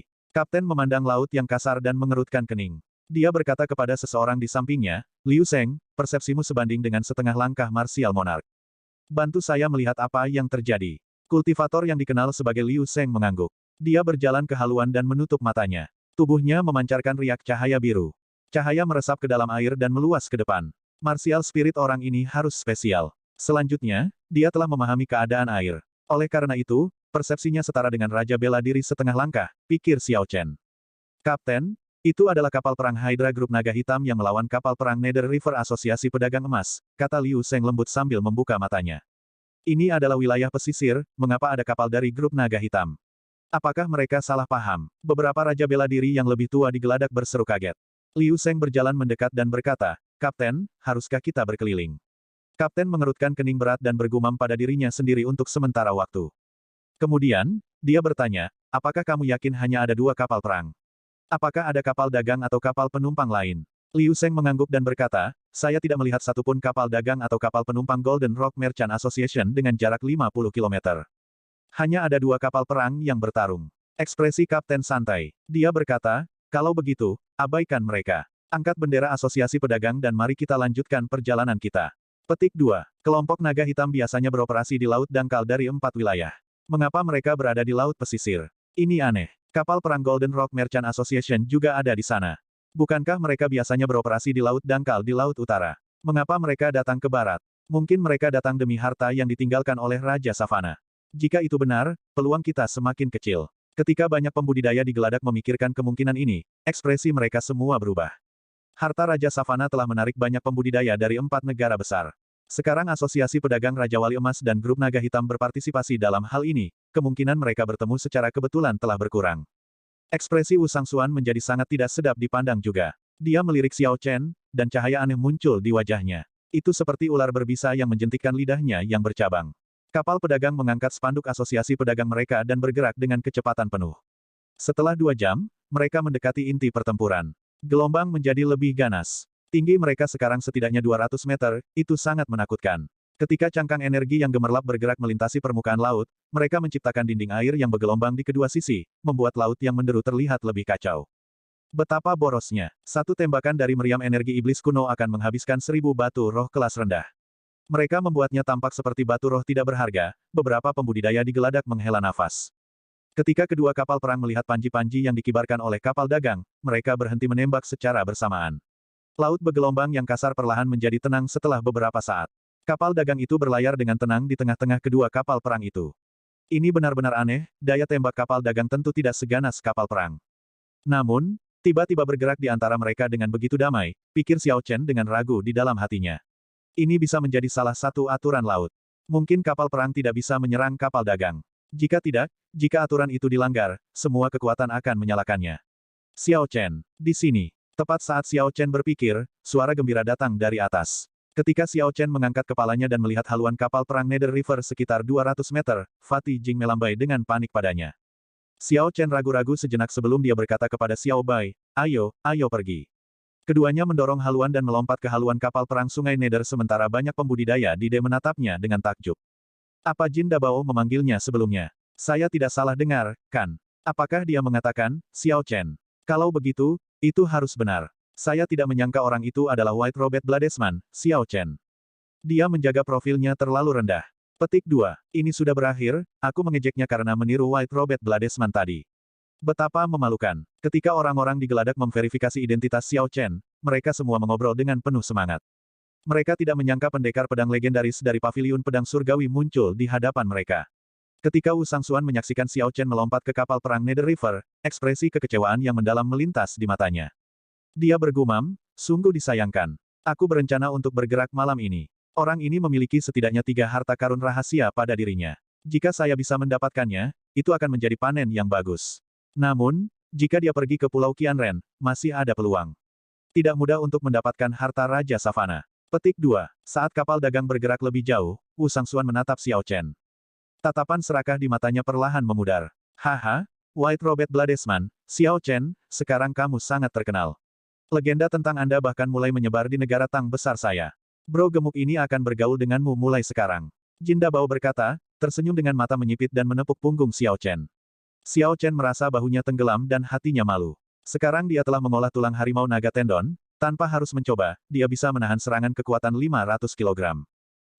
Bab 368, Tuan Muda Manor Kerajinan Surgawi.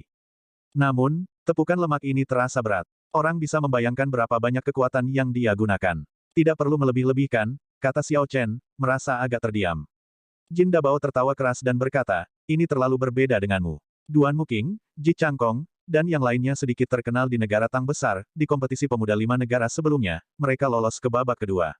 Petik 2. Xiao Chen pernah mendengar tentang kompetisi pemuda 5 negara sebelumnya. Itu adalah kompetisi pemuda yang dilakukan oleh bangsa Jin besar setiap 3 tahun sekali. Namun, dalam beberapa kompetisi pemuda 5 negara terakhir, ada sangat sedikit orang dari negara Qin besar yang masuk dalam 100 besar. Oleh karena itu, berita tentang kompetisi ini di negara Qin besar sangat jarang. Lagi pula, mereka belum mencapai hasil yang luar biasa. Jika mereka membicarakannya secara terbuka, itu akan seperti tamparan di wajah. Betul sekali. Siapa si cantik ini? Mengapa Anda tidak memperkenalkannya kepada Tuan Gemuk ini? Ketika Jin Dabao melihat Xiao Bai berdiri di belakang Xiao Chen, matanya langsung berbinar. Xiao Bai memandang Jin Dabao dan tersenyum lembut, aku mengenalimu, kamu adalah Jin Dabao. Jin Dabao merasa itu aneh. Dia berkata, bagaimana Anda mengenali saya? Aku tidak ingat kita pernah bertemu. Xiao Bai bertemu denganmu sebelumnya. Ketika saya pertama kali melihat Anda mengambil salah satu patung kakak Xiao Chen dan... Xiao Bai hendak melanjutkan ketika Xiao Chen dengan cepat menghentikannya. Jika dia melanjutkan, masalah skandal Jin Dabao akan terungkap. Ketika Jin Dabao mendengar kata-kata Xiao Bai, tatapan tidak percaya muncul di matanya. Dia bergumam, saudara Xiao Chen, ini. Aku akan memberitahumu di masa depan. Saya tidak bisa menjelaskan dengan benar dalam waktu singkat. Xiao Chen tidak ingin menjelaskan terlalu banyak tentang Xiao Bai. Ketika Jin Dabao memperhatikan ini, dia tersenyum dan berkata, tidak masalah, tidak masalah. Aku akan membawamu untuk bertemu seseorang terlebih dahulu. Nona Xiao Bai, silakan bergabung dengan kami. Mereka mengikuti Jin Dabao ke Palka dan berjalan ke atas. Xiao Chen mengambil kesempatan untuk bertanya, ada apa dengan kapal perang grup naga hitam? Petik 2. Jin Dabao tersenyum santai, tidak banyak. Asosiasi pedagang bersaing untuk rute perdagangan di sisi timur laut. Grup naga hitam belum mau bernegosiasi. Kami akan melakukan beberapa pertempuran terlebih dahulu. Jika tidak, tidak ada yang mau mundur. Namun, sekarang setelah saya melihat Anda, kami tidak akan bisa bertarung hari ini. Petik 2. Mereka tentu memiliki pandangan dunia yang berbeda. Cara Jin Dabao memandang masalahnya berbeda. Adapun para pembudidaya di Geladak, mereka sangat gugup tentang pertarungan antara grup naga hitam dan asosiasi pedagang Raja Wali Emas, membuat segala macam spekulasi. Namun, orang-orang yang terlibat tidak tampak tegang sama sekali. Mereka sangat santai tentang hal itu seolah-olah itu adalah perkelahian anak-anak. Ding, ding, ding, suara sitar yang ditarik keluar datang dari atas. Sitar terdengar menyenangkan seperti hamparan air jernih mengalir di sisi telinga seseorang. Sebuah nada merdu mengiringi suara itu. Itu menciptakan keadaan tenang dan damai. Xiao Chen sekarang punya perasaan bahwa dia tahu siapa yang dibawa oleh si gendut itu untuk dilihat. Ketika lemak membuka pintu, itu seperti yang diharapkan Xiao Chen. Su Xiaoxiao menempati lantai atas yang elegan. Dia memasang ekspresi damai saat memainkan sitar. Ketika Su Xiaoxiao menyelesaikan lagunya, dia mengambil sitarnya dan tersenyum lembut. Tuan Muda Xiao, sudah lama sekali. Itu memang sudah lama sekali. Sejak mereka berpisah di Whitewater City, Xiao Chen belum melihat Su Xiaoxiao selama setahun. Xiao Chen tersenyum tipis dan berkata, sitar Nona Xiaoxiao bergerak seperti di masa lalu. Petik 2. Ini hanya bagian budaya, saya mempermalukan diri saya sendiri di hadapan Tuan Muda Xiao, kata Su Xiaoxiao dengan lembut. Jin Dabao memimpin beberapa orang ke meja di kamar dan memerintahkan para pelayan untuk menyiapkan anggur dan makanan. Kelompok itu mulai mengobrol sambil minum. Siapa wanita muda ini? Setelah mereka mengobrol sebentar, Su Xiaoxiao tidak tahan lagi dan bertanya tentang Xiao Bai.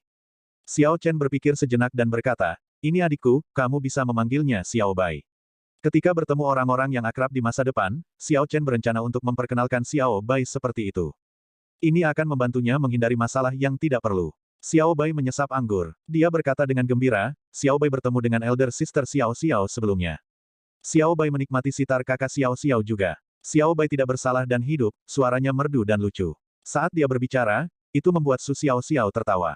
Haha, jika Anda ingin belajar di masa depan, kakak tertua dapat mengajari Anda. Su Xiaoxiao tersenyum lembut sambil menatap Xiao Bai. Xiao Bai berkata dengan penuh semangat, terima kasih, kakak tertua. Petik 2. Setelah itu, mereka berbicara tentang pertemuan mereka. Setelah itu, Su Xiaoxiao bertanya, Tuan Muda Xiao, saya kira Anda akan pergi ke Pulau Angin Hijau demi harta Raja Savana. Petik 2. Xiao Chen mengangguk dan berkata, ya, saya akan mencoba keberuntungan saya, lihat apakah saya dapat menemukan pertemuan kebetulan untuk diri saya sendiri. Petik 2. Setelah itu, Su Xiaoxiao terus bertanya. Xiao Chen berpikir sejenak dan tersenyum lembut, setelah itu, saya akan pergi ke semua negara untuk pelatihan pengalaman. Saya tidak bisa puas dengan apa yang saya lihat. Saya harus keluar dan melihat dunia. Jika ada kesempatan, saya berharap untuk melakukan perjalanan ke seluruh benua Tianwu, mengenal bakat dan kejeniusan luar biasa dari setiap wilayah. Petik 2. Sebenarnya, Xiao Chen masih memikirkan sesuatu yang tidak dia katakan. Dia ingin mengalahkan semua jenius ini dan mendaki ke puncak kultivasi, tidak pernah mandek. Ketika Su Xiaoxiao mendengar ini, dia tidak terkejut. Dia berkata, kali ini, demi harta Raja Savana, ada banyak jenius berbakat dari banyak negara di Greenwind Island. Mereka mengadakan pertemuan kecil di pulau itu. Jika Anda ingin pergi, saya dapat memperkenalkan Anda kepada mereka. Petik 2. Xiao Chen tergoda. Bangsa Qin besar berada di peringkat terbawah dari 4 negara dalam hal kekuatan. Mereka hanya memiliki 3 sekte besar di dalam negara Qin besar. Ini jauh dari sebanding dengan bangsa besar lainnya. Tujuan eksplorasi Xiao Chen adalah untuk melihat dunia. Saran Su Xiaoxiao membuatnya sedikit bersemangat. Namun, sebelum Anda setuju, Anda sebaiknya bersiap secara mental. Orang-orang ini agak arogan dan pantang menyerah. Mereka semua memiliki pendapat yang tinggi tentang diri mereka sendiri. Sulit untuk menghindari bentrokan kata-kata. Ketika Su Xiaoxiao melihat bahwa Xiao Chen tertarik, dia memperingatkannya. Xiao Chen tersenyum tipis, tidak masalah, saya mengerti. Sulit bagi kaum muda untuk bersikap rendah hati. Hal ini terutama terjadi untuk para jenius berbakat ini. Mereka semua sangat memandang diri mereka sendiri. Sejak Xiao Chen tiba di benua Tianwu, dia telah melihat banyak kejadian seperti itu. Dia benar-benar bisa memahami maksud Su Xiaoxiao. Namun, Xiao Chen bukan lagi pemuda yang tidak sabaran di masa lalu. Xiao Chen masih bersinar, tapi sekarang, dia lebih menarik diri. Pengalaman 1 tahun di Paviliun Pedang Surgawi memungkinkannya untuk menjadi lebih dewasa. Su Xiaoxiao juga bisa melihat bahwa Xiao Chen telah matang melalui matanya, jadi dia tidak mengatakan apa-apa lagi. Jin Dabao berkata dengan serius, Xiao Chen, ada banyak sekte di dalam 4 negara. Persaingan di antara mereka lebih intens daripada apa yang Anda lihat di negara Qin besar. Meskipun bakat berada pada level yang sama, karena lingkungan mereka yang berbeda, kultivasinya tidak pada level yang sama. Dalam pertemuan kecil ini, ada 5 orang yang kekuatannya pasti tidak di bawahmu. Tuan rumah pertemuan itu, Jin Wuji, adalah salah satu dari 100 teratas dalam kompetisi pemuda 5 negara. Petik 2. Xiao Chen mengerti apa yang dimaksud Jin Dabao. Dia mengingatkannya untuk berhati-hati. Kalau tidak, dia mungkin tersandung. Sebenarnya, tanpa peringatan Jin Dabao, Xiao Chen juga tahu itu. Dunia ini begitu besar, ada banyak jenius, terutama selama usia ini. Pertarungan di pedang surgawi meningkatkan kepercayaan dirinya, memoles ketajamannya. Namun, belum menjadi cukup fanatik untuk berpikir bahwa dia tak tertandingi, memandang rendah semua pahlawan di dunia. Setelah kelompok itu makan, atas permintaan ketiganya, Su Xiaoxiao memainkan sitar untuk mereka sekali lagi. Musik sitar Su Xiaoxiao sangat halus dan mengharukan, itu sulit untuk lelah. Mereka bisa dengan jelas merasakan maksud dari lagu itu. Baik itu pegunungan hijau, sungai kecil, angin sejuk, atau pasukan besar, segala macam perubahan terjadi, mengalir secara alami satu sama lain. Setelah Su Xiaoxiao menyelesaikan penampilannya, melodi itu terus bergema di telinga kelompok itu, melodi elegan tetap ada. Setelah Xiao Bai mendengar musiknya, dia segera mendesak Su Xiaoxiao untuk mengajarinya. Su Xiaoxiao sangat menyukainya dan segera menerimanya sebagai murid. Ketika Xiao Bai terus memanggil Su Xiaoxiao sebagai tuan, itu menggelitiknya, membuatnya tertawa lembut. Jin Dabao menarik Xiao Chen ke teras di atap. Dia mengeluarkan sekantong batu roh dan menyerahkannya kepada Xiao Chen, 1000 batu roh kelas menengah. Anggap saja itu pembayaran untuk menyelamatkan tuan gemuk ini terakhir kali. Petik 2. Xiao Chen sedikit mengernyit, ekspresinya tidak percaya. Sejak kapan lemak ini menjadi begitu murah hati? Saya merasa sangat tertekan. Kakak Xiao Chen, tolong berhenti membuat ekspresi seperti itu. Apakah tuan gemuk ini benar-benar tampak pelit? Itu hanya 1000 batu roh kelas medial, kata Jin Dabao putus asa. Xiao Chen menjawab, acuh tak acuh, sepertinya kamu tidak seperti itu adalah sifat asli Anda. Namun, saya masih akan menerima batu roh ini. Petik 2. Meskipun si gemuk membuat dirinya bermurah hati, ketika dia menyerahkan batu roh, lemak di wajahnya bergetar, mengungkapkan rasa sakitnya. Xiao Chen tersenyum lembut dan menempatkan batu roh di cincin semesta. Kemudian, dia berkata, aku punya sesuatu untuk ditanyakan padamu. Su Xiaoxiao ini, status apa yang dia miliki? Dia tampaknya terhubung dengan sangat baik. Dia bisa dengan santai mengundang orang-orang ke pertemuan para jenius 4 negara. Menurut penjelasan Jin Dabao, ini adalah pertemuan bergengsi. Penyelenggara bahkan salah satu dari 100 teratas dalam kompetisi pemuda 5 bangsa sebelumnya. Tanpa status atau posisi tertentu, biasanya tidak ada cara untuk masuk ke pertemuan kecil semacam ini. Saat angin laut bertiup, Jin Badao tersenyum lembut. Dia berkata, saya tidak punya masalah untuk mengatakan itu kepada Anda. Identitas aslinya adalah Tuan Muda Manor Kerajinan Surgawi. Dia bisa dianggap sebagai penerus dari Heavenly Craft Manor. Tuan Muda Manor Surgawi Craft Manor, sekarang sudah jelas. Wu Sangsuan pernah berkata bahwa Heavenly Craft Manor memiliki pengaruh besar di benua itu, jauh lebih kuat dari 3 sekte besar. Dengan identitasnya sebagai Tuan Muda Manor, mudah baginya untuk mengumpulkan para jenius dari berbagai negara. Jin Dabao berkata, jangan terlalu memikirkan ini. Persiapkan saja dirimu. Kecepatan kapal perang 2 kali lipat dari kapal dagang. Kita akan mencapai Pulau Angin Hijau setelah 3 hari. Tanda pisah tanda pisah. 3 hari berlalu dengan sangat cepat. Hari-hari di Laut Damai. Karena beberapa alasan, kapal perang klan Jin tidak dapat berlabuh di pelabuhan Pulau Greenwind. Keempatnya berubah menjadi perahu kecil untuk menuju ke pelabuhan Pulau Angin Hijau. Pelabuhan Angin Hijau lebih semarak daripada pelabuhan manapun yang pernah dilihat Xiao Chen di masa lalu. Dengan satu pandangan sekilas, dia melihat bahwa itu penuh sesak dengan kapal dagang besar dari berbagai negara. Perahu kecil yang ditunggangi keempatnya seperti semut yang berjalan di antara sekawanan gajah, mereka tampak kecil dan tidak berarti. Ketika kelompok itu mencapai pantai, Su Xiaoxiao berkata, pertemuan akan dimulai sekitar tengah hari. Kita harus memasuki kota dengan cepat dan tidak membuang waktu. Su Xiaoxiao dan Jin Dabao menunjukkan tatapan terkejut ketika sebuah kapal perang perak keluar dari mata Xiao Chen. Dia berkata dengan lembut, jika kita sedang terburu-buru, mari gunakan harta karun rahasiaku. Kapal perang perak itu mengubah ukurannya agar sesuai dengan keinginan Xiao Chen. Setelah itu, dia naik ke langit dengan suara, "Shou," bergerak cepat menembus awan. Si gemuk berdiri di haluan dan berteriak, sialan, Xiao Chen, formasi terbang kapal perang ini benar-benar utuh. Itu bisa terbang tanpa menggunakan batu roh. Apakah Anda menjual harta karun rahasia ini? Saya akan membelinya dengan harga berapapun. Petik 2. Bab 369, Yue Chenxi. Xiao Chen berkata dengan acuh tak acuh, berhentilah bermimpi. Bahkan jika saya memberikannya kepada Anda memerlukan metode pengendalian yang sesuai sebelum Anda dapat mengontrolnya. Petik 2. Xiao Chen hanya sepenuhnya memahami kapal perang perak ini setelah dia menghilangkan sense spiritual kuno di dalamnya. Dia telah menghabiskan banyak upaya untuk memulihkannya saat itu.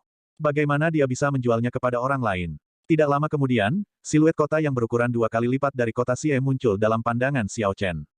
Dia perlahan mengurangi kecepatan dan turun, mendarat di luar kota. Hanya 1 jam telah berlalu, masih banyak waktu sebelum tengah hari. Di bawah pimpinan Su Xiaoxiao, setelah mereka memasuki kota, mereka menuju restoran paling ramai di kota. Saat grup tiba di pintu masuk penginapan, seorang pelayan di restoran melihat potret dan membandingkannya dengan grup. Dia segera pergi ke hadapan Su Xiaoxiao dan menundukkan kepalanya. Dia tersenyum dan berkata, kamu pasti Nona Xiaoxiao. Tuan Muda Jin telah memesan seluruh lantai 4. Kami telah menunggumu, tolong ikut denganku. Interior restoran itu besar, luasnya lebih dari 200 meter persegi. Meski begitu, lantai pertama dipenuhi orang, itu sangat ramai. Orang-orang bahkan memenuhi lantai 2 dan 3. Ada beberapa meja kosong. Teriakan dan diskusi bergema di seluruh penginapan. Situasi ini hanya membaik ketika mereka mencapai lantai 3. Stan dan kamar pribadi menempati lantai 3. Orang biasa tidak bisa mencapai lantai ini. Meski begitu, hampir tidak ada stan yang kosong. Harta Raja Savana secara tak terduga berhasil menarik begitu banyak pembudidaya. Ini agak mengejutkan. Orang yang menyebabkan semua ini, Fatih Jin, tertawa tanpa malu. Pelayan yang memimpin mereka juga tersenyum dan berkata, memang, ini berkat si gemuk sialan yang membuat peta harta karun itu terbuka. Semua orang mengutuk lemak ini, tetapi untuk begitu banyak bisnis, restoran itu berterima kasih. Sejak bulan lalu, kami telah mengalami peningkatan dalam bisnis. Petik 2. Ketika kelompok itu mendengar ini, Xiao Chen dan Su Xiao Xiao tertawa pelan. Si gemuk segera melihat kerugian, senyumnya benar-benar beku. Ketika pelayan melihat ada yang salah dengan ekspresi Jin Dabao, dia dengan cepat berkata, Tuan, saya tidak mengacu pada Anda. Saya berbicara tentang si gemuk sialan yang menjual peta harta karun. Seseorang seperti Anda tidak gemuk, perawakanmu agung dan megah. Lemak sialan itu tidak bisa dibandingkan denganmu. Petik 2. Ketika kelompok itu mendengar ini, bahkan Su Xiao Xiao yang biasanya menyendiri pun tidak bisa menahan tawa. Dia berkata, kamu bisa pergi sekarang, kita bisa naik sendiri. Petik 2. Khawatir si gemuk akan marah dan tidak bisa menahannya, Su Xiao Xiao dengan cepat mengatakan sesuatu untuk menyuruh pelayan pergi. Jin Dabao sangat tertekan. Namun, pelayan itu sudah jauh. Meski begitu, pelayan telah mengatakan banyak hal baik tentang dia, bahkan jika dia ingin marah, dia tidak dapat menemukan alasan. Ekspresi tertekan dan bingung ini membuat siapapun yang melihatnya tidak bisa menahan senyum. Rombongan naik ke lantai 4. Dibandingkan dengan lantai 3, itu sangat sunyi. Tidak ada suara sama sekali. Semua meja di ruang besar telah dibersihkan, meninggalkan ruang kosong yang besar. Meja duduk di sepanjang dinding sekitarnya. Para pembudidaya dari berbagai negara duduk di meja, mendiskusikan budidaya bela diri dengan suara lembut. Xiao Chen melirik sekilas dan melihat ada sekitar 100 orang di sini. Sebagian besar dari orang-orang ini adalah raja bela diri kelas rendah, hanya sedikit yang belum menjadi raja bela diri. Namun, aura mereka sangat kuat. Mereka jelas merupakan orang suci bela diri kelas superior dan telah terjebak di sana untuk waktu yang lama.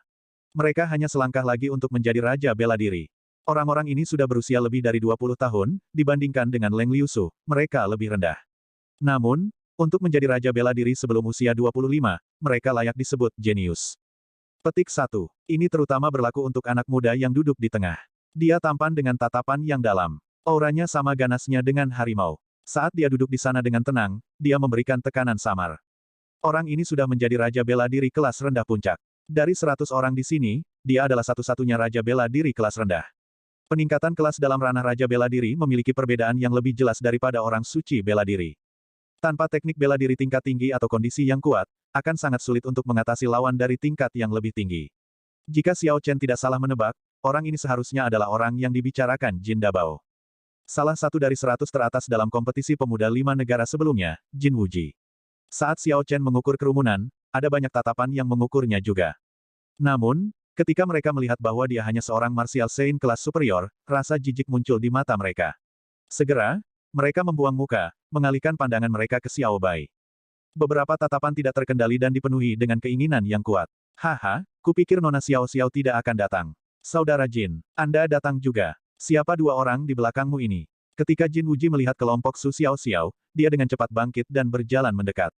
Su Xiao Xiao tersenyum lembut dan berkata, keduanya adalah temanku dari bangsa Qin besar. Saya minta maaf karena tidak memberitahu Anda sebelumnya. Petik 2. Jin Wuji tersenyum santai dan berkata, itu bukan masalah, teman-teman Nona Xiao Xiao adalah temanku juga. Silahkan duduk. Setelah satu orang lagi muncul, pertemuan resmi akan dimulai. Su Xiao Xiao melihat sekeliling ruangan yang luas dan ragu. Dia bertanya, siapa yang belum datang? Petik 2. Jin Wuji tersenyum misterius, ini rahasia, untuk saat ini. Anda akan tahu kapan dia tiba, dia adalah pemain utama. Namun, dia hanya lewat. Petik 2. Kakak Jin, berhentilah mengada-ada. Beritahu kami saja, memang, siapa di dunia ini yang bisa membuatmu, saudara Jin, mengambil sikap seperti itu? Beritahu kami semua, Jin Wuji adalah murid pertama dari gerbang pedang surgawi bangsa Chu besar. Mereka memiliki beberapa tetua tertinggi di gerbang pedang surgawi yang menjadi bijak bela diri. Mereka dianggap sebagai kekuatan kelas 1 di seluruh benua. Selain itu, peringkat mereka cukup tinggi. Status Jin Wuji sudah sangat tinggi. Kalau tidak, dia tidak bisa mengumpulkan semua jenius dari berbagai negara ini. Namun, seseorang yang harus dihormati Jin Wuji, orang ini pastilah seseorang yang berstatus sangat tinggi. Ini sangat membangkitkan rasa ingin tahu orang banyak. Tepat pada saat ini, aura yang kuat tiba-tiba melonjak liar ke arah restoran. Semua orang tercengang, dan mereka dengan cepat melihat ke arah jendela. Jin Wuji bersukacita. Dia berkata dengan lembut, dia ada di sini. Hah? Sosok pendek masuk dari jendela di lantai 4. Itu adalah gadis berlekuk dengan wajah cantik dan senyum hangat. Dia mengenakan gaun hijau saat dia terbang. Ketika gadis berpakaian hijau itu mendarat, dia menarik auranya dan menunjukkan senyuman minta maaf. Gadis itu melihat sekelilingnya dan berkata, Yue Chenxi meminta maaf kepada semua orang. Sesuatu muncul, membuatku terlambat. Tanpa diduga, itu adalah Yue Chenxi. Ketika semua orang di lantai 4 mendengarnya, mereka semua mengungkapkan ekspresi heran. Ini benar-benar pemain utama. Dalam kompetisi pemuda 5 negara sebelumnya, dia berada di 50 besar, peringkat ke-36. Pindah dari 100 teratas ke 50 teratas adalah rintangan besar. Dari 50 besar ke 10 besar adalah rintangan lain. Setiap rintangan menunjukkan perbedaan kualitatif dalam kecakapan tempur mereka. Yang paling penting adalah, dalam kompetisi pemuda 5 negara sebelumnya, Yue Chenxi baru berusia 16 tahun. Pada usia 16 tahun, dia adalah raja bela diri kelas rendah. Selanjutnya, Yue Chenxi berhasil mencapai 50 besar. Bakat dan kekuatan seperti itu hanya bisa digambarkan sebagai iblis. Sekte Langit Tertinggi, milik Yue Chenxi, adalah salah satu dari 10 sekte besar bangsa jin besar. Di benua itu, mereka adalah sekte kelas 1 dan salah satu kekuatan puncak.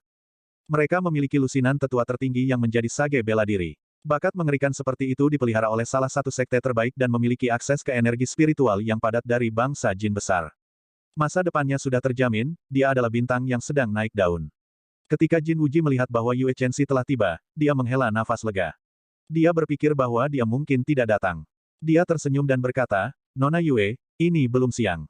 Jadi, Anda tidak terlambat. Hanya saja, kita semua lebih awal. Petik 2. Memang, Nona Yue tidak perlu merasa buruk. Kami baru saja tiba sendiri. Petik 2. Saat Yue Chenxi tiba, dia menjadi fokus perhatian semua orang. Tidak ada yang keberatan dia datang terlambat. Jin Wuji memimpin Yue Chenxi ke meja di tengah. Setelah dia duduk, dia bangkit dan berkata dengan lembut, saya percaya semua orang ada di sini hari ini karena harta yang ditinggalkan oleh Raja Savana. Saya merasa terhormat bahwa semua orang bersedia untuk berpartisipasi dalam pertemuan ini demi saya. Saya memiliki 2 tujuan dalam pertemuan ini. Salah satunya adalah untuk menghindari perkelahian sampai mati atas harta karun. Saya ingin semua orang menjadi akrab satu sama lain dan mengambil apa yang mereka butuhkan sesuai dengan kemampuan mereka. Kami akan membuat kesepakatan untuk tidak pernah menggunakan serangan diam-diam atau gerakan tercela. Kita semua berasal dari tempat yang berbeda dan sekte yang berbeda dari berbagai negara. Kami sangat jarang bertemu. Tujuan kedua saya adalah memanfaatkan kesempatan ini untuk bertukar gerakan satu sama lain, saling membantu meningkatkan dan mendapatkan apa yang kita semua butuhkan. Petik 2. Adapun tujuan pertama, Xiao Chen merasa itu tidak praktis. Belum lagi orang-orang di sini, masih banyak ahli yang tidak hadir. Bahkan jika semua orang di sini membuat kesepakatan tuan-tuan, Xiao Chen tidak percaya bahwa, ketika harta sejati muncul, siapapun akan peduli dengan kesepakatan itu. Namun, Xiao Chen percaya bahwa semua orang akan menyetujuinya di permukaan. Mereka akan mengatakan satu hal dan melakukan hal lain. Saya, Liu Meng, mendukung saran saudara Jin. Saya akan menjadi orang pertama yang membuat persetujuan tuan-tuan. Jika ada orang di sini yang mendapatkan harta lebih dulu, saya tidak akan menggunakan serangan diam-diam. Seorang kultivator kekar dengan pedang besar mengambil inisiatif dan berbicara. Saya, Wang Hao, juga mendukung saran saudara Jin, bersedia membuat kesepakatan tuan-tuan. Petik 2. Saya, Liu, juga mendukung saran saudara Jin, bersedia membuat kesepakatan tuan-tuan. Seperti yang diharapkan Xiao Chen, semua pembudidaya menunjukkan bahwa mereka bersedia mendukung saran Jin Wuji, satu demi satu. Segera, semua orang mengungkapkan niat mereka. Hanya 4 orang di meja Xiao Chen yang tersisa. Semua orang melihat mereka. Jin Dabao dan Su Xiao memiliki status khusus dan dapat diabaikan. Berdasarkan aura, Xiao Bai tampaknya baru saja menjadi Martial Saint, kelemahan seperti itu bisa diabaikan juga. Yang benar-benar mereka perhatikan adalah Xiao Chen. Dia adalah Saint Martial kelas superior, dan auranya kuat. Dia cukup kuat untuk menembus gelombang lemah Pulau Qianren. Bahkan setelah beberapa saat hening, Xiao Chen masih tidak mengatakan apa-apa. Dia bisa memaksa dirinya untuk membuat pernyataan munafik seperti itu. Abaikan saja dia, tidak ada ahli di negara Qin besar. Seorang Martial Saint kelas superior hanya ada di sini untuk ikut serta dalam aksi. Tidak ada masalah jika dia tidak membuat kesepakatan dengan tuan-tuan. Bab 370, membuktikan diriku dengan pedang di tanganku. Betul sekali, dia mungkin bahkan tidak bisa menembus ombak besar. Jika dia bahkan tidak bisa sampai ke Pulau Qianren, tidak ada gunanya membuat persetujuan tuan-tuan. Petik 2. Mungkin dia bijaksana. Dia tahu bahwa kekuatannya rendah dan terlalu malu untuk mengatakan sesuatu. Melihat bahwa Xiao Chen menolak untuk berbicara, para pembudidaya yang menganggapnya merusak pemandangan semua mengejeknya. Jika bukan karena Su Xiao, mereka akan mengatakan hal-hal yang lebih mengerikan. Ini adalah kenyataan dari benua Tianwu. Tanpa kekuatan, dimanapun Anda berada, orang lain tidak akan memberi Anda rasa hormat. Ekspresi Xiao Chen tidak berubah. Dia sama sekali tidak keberatan dengan kata-kata ini. Dia hanya menggenggam lunar Shadow Saber di tangannya dan menghentikan Jidabao dan Su Xiao-xiao, yang bermaksud berbicara untuknya. Cara terbaik untuk menyangkal mereka adalah dengan membuktikan kekuatannya sendiri dengan pedang di tangannya. Kata-kata tidak ada artinya, pedang itu lebih langsung. Jin Wuji juga merasa tidak senang dengan Xiao Chen yang tidak membuat persetujuan tuan-tuan. Ada begitu banyak orang yang sudah membuat perjanjian. Namun, Anda, seorang ahli bangsa Qin besar, tidak melakukannya. Jelas bahwa orang ini tidak memberi saya, Jin Wuji, wajah apapun. Namun, dia adalah teman Su Xiao-xiao. Saya tidak bisa membuat ketidaksenangan saya terlalu jelas. Senyum muncul di wajah Jin Wuji. Dia berkata, karena kita semua sudah membuat kesepakatan tuan-tuan, tidak ada lagi yang bisa dikatakan. Mari kita mulai bertukar petunjuk, menahan diri saat kita melakukannya. Kami akan melakukan pertandingan ini demi pertandingan. Setelah itu, yang lain akan memberikan komentar mereka. Dengan begitu, semua orang bisa mendapatkan pemahaman. Petik 2. Saat Jin Wuji berbicara, dua orang segera memasuki ruang kosong di tengah. Setelah semua tabel dihapus, ada banyak ruang. Jika itu adalah pertukaran petunjuk yang sederhana, ini akan lebih dari cukup. Kalian berdua, ingatlah untuk menahan diri. Jangan melukai satu sama lain dan merusak keramahan. Karena Jin Wuji adalah tuan rumah, ia juga berfungsi sebagai wasit. Ketika dia melihat orang-orang berniat untuk bertukar petunjuk, dia mengingatkan mereka untuk tetap ramah. Haha, saudara Jin, yakinlah. Saya, Liu Meng, tahu batasnya. Saya sama sekali tidak akan melukai saudara Zhou. Petik 2. Kakak Jin, yakinlah. Saya akan menggunakan, paling banyak, 50% dari kekuatan saya. Petik 2. Dua orang yang maju memiliki senyum lembut dan nada tenang. Namun, ketegangan di antara mereka jelas, mereka bermaksud untuk bersaing satu sama lain, tidak memberi jalan satu sama lain. Jin Wuji sedikit mengernyit dan kembali ke tempat duduknya di samping Yue Chenxi. Dia berkata, kalau begitu, mulailah. Ledakan. Saat Jin Wuji berbicara, keduanya bergerak. Sebuah tinju dan kaki membuat kontak di udara. Gelombang kejut yang intens menyebar, dan mereka berdua mundur 10 meter. Setelah beberapa saat, mereka melompat ke depan dan melanjutkan pertempuran. Lampu merah menyala muncul di salah satu dari mereka, dan angin tak berbentuk mengalir di sekitar yang lain. Salah satu dari mereka telah memahami keadaan api, dan yang lainnya, keadaan angin.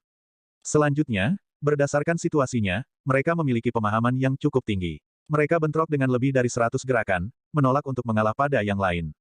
Akhirnya, mereka mundur, akan melakukan gerakan mereka yang sebenarnya. Liu Meng mengambil pedang besar dari punggungnya. Pedang itu lebarnya 3 inci dan panjangnya 2 meter. Itu adalah pedang yang ganas dan tebal. Dengan pikiran, api merah menyala menutupi pedang. Kultivator dengan nama keluarga Zhou mengeluarkan 2 pedang dari cincin spasialnya dan memegangnya erat-erat. Tanpa diduga, dia menggunakan gaya pedang kembar yang langka. Pedang kembar itu panjangnya sekitar 1,7 meter dan lebar 2 jari. Mereka benar-benar seputih salju dan berkedip-kedip dengan cahaya dingin. Kadang-kadang, tornado kecil muncul dari bilahnya. Bang, bang, bang, keduanya meraung dan saling menyerang. Kultivator dengan nama keluarga Zhou menggunakan keuntungan kecepatan dari keadaan angin. Dia bergerak di sekitar Liu Meng dan terus-menerus mengirimkan serangan ke Liu Meng, pedang kembarnya menari-nari. Gambar pedang bergerak, membentuk sangkar cahaya yang menutupi Liu Meng. Kultivator dengan nama keluarga Zhou sangat cepat, dan dengan keunggulan gaya pedang kembar, dia menekan Liu Meng sampai dia hanya bisa melakukan serangan balik sesekali. Meskipun Liu Meng membuat gerakan yang sangat sedikit dan menghabiskan sebagian besar waktunya untuk menghindar, setiap kali dia terlihat seperti akan menemui kekalahan, dia akan membuat gerakan yang eksplosif, menetralkan gerakan terakhir yang telah disiapkan lawannya. Oleh karena itu, untuk suatu periode, tidak ada yang bisa menang satu sama lain. Menonton situasi, pembudidaya dengan nama keluarga Zhou tampaknya memiliki keuntungan besar. Liu Meng tidak bisa mengikuti kecepatannya sama sekali. Jin Dabao memperkenalkan, keduanya berhasil masuk ke babak kedua kompetisi pemuda 5 negara. Yang memegang pedang adalah Liu Meng. Yang memiliki pedang kembar adalah Zhou Lingheng. Di negara masing-masing, mereka adalah ahli terkemuka. Mereka sekarang adalah raja bela diri kelas rendah. Dibandingkan dengan bakat di negara Qin besar, mereka seharusnya setara dengan Ji Changkong. Namun, persaingan di negara mereka lebih intens daripada bangsa Qin besar. Oleh karena itu, mereka sekarang lebih kuat dari Ji Changkong. Xiao Chen mengangguk, dia setuju dengan pendapat Jin Dabao. Keduanya telah memahami keadaan mereka dengan kesempurnaan besar. Mereka tidak jauh dari mencapai kesempurnaan. Namun, tidak mudah bagi mereka untuk berkultivasi ke level ini. Menurutmu siapa yang akan menang? Jin Dabao bertanya sambil menyaksikan pertarungan. Xiao Chen berpikir sejenak dan berkata, mungkin Liu Meng. Pemahamannya tentang keadaan api lebih dalam. Dia sudah memiliki sedikit keinginannya di dalamnya. Setiap kali dia bergerak, dia menetralkan keuntungan yang didapat lawannya menggunakan gerakan yang tak terhitung jumlahnya dalam sekejap. Di sisi lain, Zhou Lingheng hanya menggunakan kecepatan angin. Tidak ada jejak pemahaman pribadinya. Saya kira pemahaman negaranya kemungkinan telah meningkat sebagai hasil dari bimbingan tuannya dan bukan sesuatu yang dipahami sendiri. Petik 2. Keadaan angin tidak hanya terdiri dari kecepatan. Xiao Chen mengerti ini ketika dia melawan Murong Chong. Karakteristik khusus dari keadaan angin adalah cepat, samar-samar terlihat, tidak berbentuk, flamboyan, dan bergerak sesuai keinginan. Ketika Yue Chenxi, yang berada di samping Jin Wuji, mendengar ini, tatapan aneh melintas di matanya. Dia menatap Xiao Chen dengan curiga. Berdasarkan apa yang dia ketahui, keadaan Zhou Lingheng sebenarnya telah meningkat sebagai hasil dari bimbingan tuannya. Kamu adalah martial saint yang tidak penting. Sejak kapan Anda memiliki kualifikasi untuk mengomentari pertarungan antara Raja Bela Diri? Alasan apa yang Anda miliki untuk memprediksi kerugian Zhou Lingheng? Jika Anda tidak memahaminya, jangan bicara omong kosong. Hati-hati menggigit lidahmu sendiri. Ketika seorang kultivator yang bersahabat dengan Zhou Lingheng mendengar apa yang dikatakan Xiao Chen, dia segera membantah. Orang lain di sampingnya mengikuti, memang. Zhou Lingheng menekan Liu Meng ke titik di mana kemampuannya untuk melakukan serangan balik terbatas. Bagaimana dia bisa dikalahkan? Petik 2. Tuan Muda Jin tidak mengundangmu ke pertemuan ini. Anda datang tanpa diundang, jadi tolong jangan bicara omong kosong. Hanya duduk di sana dengan tenang dan menonton. Tunggu sampai Anda menjadi Raja Bela Diri sebelum Anda berkomentar. Petik 2. Jin Dabao frustrasi dan hendak mengutuk mereka. Xiao Chen menghentikannya dan berkata dengan acuh tak acuh, Zhou Lingheng akan kalah dalam 3 langkah. Abaikan saja apa yang mereka katakan. Mereka hanyalah beberapa badut yang menari, Xiao Chen tidak bisa diganggu dengan mereka. Ketika kebenaran terungkap, mereka akhirnya akan menamparkan wajah mereka sendiri. Kurang pengetahuan. Bagaimana Liu Meng bisa muncul sebagai pemenang dalam 3 langkah? Zhou Lingheng saat ini sedang menekan Liu Meng. Liu Meng sedang berjuang untuk melakukan serangan balik. Bagaimana dia bisa kalah, apalagi dalam 3 langkah? Bocah bodoh, aku tahu kamu hanya mengatakan omong kosong. Petik 2. Orang ini mungkin sudah terlalu lama tinggal di negara Qin besar. Dia tidak menyadari ketinggian langit dan kedalaman bumi. Dia berpikir bahwa, setelah meninggalkan negara Qin besar, dia masih merupakan bakat yang luar biasa. Petik 2. Bangsa Qin besar adalah yang terlemah dari 5 negara. Namun, dia masih memiliki keberanian untuk mengungkapkan pendapatnya di sini. Petik 2. Pertarungan berlanjut. Diskusi itu tidak mengganggu mereka. Jika para ahli pada tingkat ini begitu mudah terganggu oleh lingkungan eksternal mereka, maka mereka tidak akan menjadi jenius. Zhou Lingheng menggerakkan pedang kembarnya dan menciptakan angin kencang dari pedangnya. Sekali lagi, dia menekan Liu Meng sepenuhnya saat momentumnya meningkat. Tepat ketika momentum Zhou Lingheng akan mencapai puncaknya, dia memfokuskan pandangannya dan menyatukan pedangnya. Dia bersiap untuk melakukan langkah finishing. Sial. Namun, tepat pada saat ini, Liu Meng tiba-tiba bergerak. Sekali lagi, tepat saat momentum Zhou Lingheng akan mencapai puncaknya, dia menggunakan pedang Qi yang menyala untuk memaksa gerakan finishing Zhou Lingheng mundur. Ini adalah ketiga kalinya. Liu Meng telah mematahkan jurus akhir Zhou Lingheng sebanyak 3 kali. Lebih jauh lagi, ini selalu terjadi tepat sebelum momentumnya mencapai puncaknya. Jin Wuji dan Yue Chenxi keduanya menggelengkan kepala secara bersamaan. Seperti kata pepatah, hal-hal tidak terjadi 3 kali tanpa alasan. Setelah tidak berhasil 3 kali, tidak ada lagi kesempatan untuk menang. Zhou Lingheng hampir kalah. Sial, dia memecahkannya lagi, frustrasi muncul di hati Zhou Lingheng. Namun, dia tidak terlalu mempermasalahkannya. Lawannya tidak bisa mengejarnya. Dia bisa membangun momentumnya sekali lagi.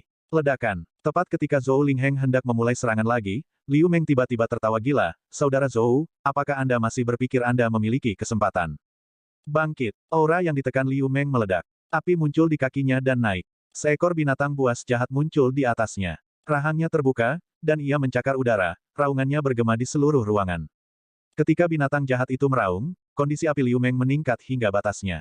Dia segera menekan Zhou Lingheng, yang momentumnya rendah. Keadaan api dengan cepat menekan keadaan angin. Segera, Zhou Lingheng dipaksa ke sudut, dia tidak bisa bergerak. Ekspresinya berubah, aku selesai. Status saya ditekan, dan saya tidak lagi memiliki keunggulan kecepatan.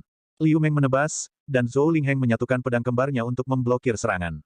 Namun, kekuatannya lebih lemah dari Liu Meng. Pada titik ini, keadaan Zhou Lingheng benar-benar ditekan. Dia tidak bisa memblokir serangan itu. Keringat menetes dari dahinya saat dia menahannya dengan pahit. Aku mengaku kalah. Liu Meng berteriak dan melangkah maju.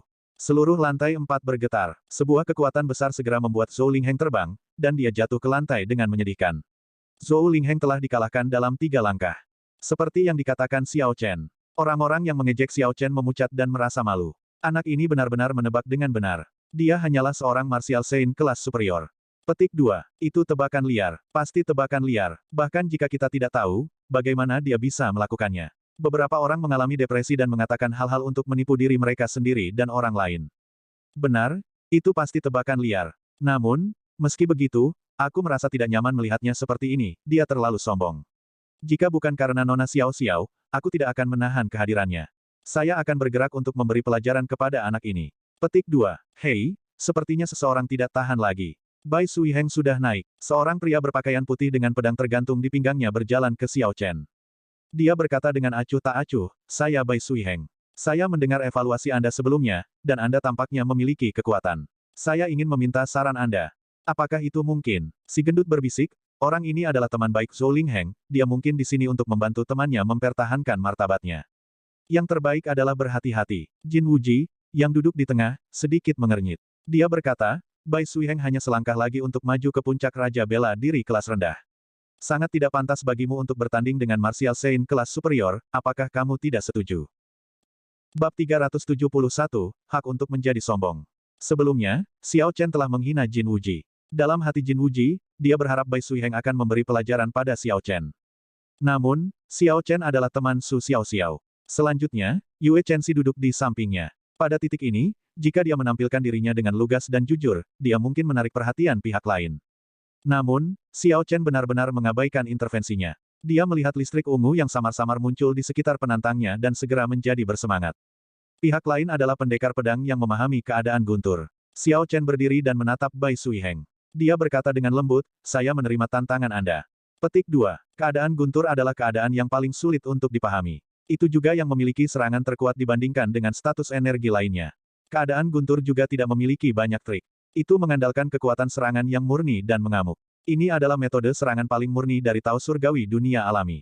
Karena Xiao Chen memahami keadaan Guntur, dia tidak melawan kultivator manapun yang memahami keadaan Guntur juga.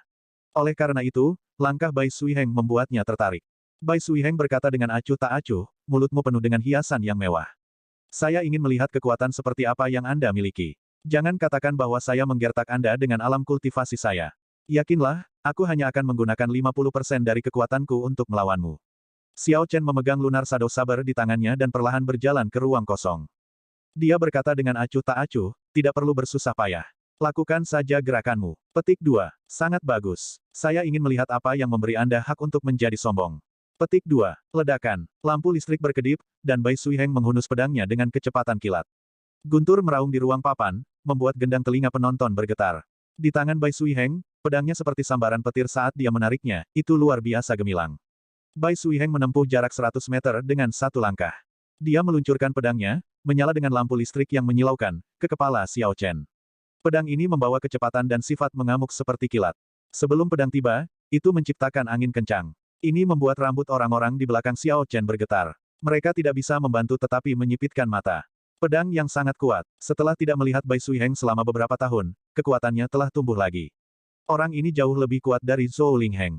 Ketika orang banyak melihat angin kencang dan pedang yang mengejutkan, mereka semua berseru dalam hati. Ekspresi Xiao Chen tetap tidak berubah. Ketika pedang itu berjarak sekitar 5 meter darinya, dia menggunakan tangan kanannya untuk menarik lunar Shadow Saber miliknya dengan kecepatan kilat.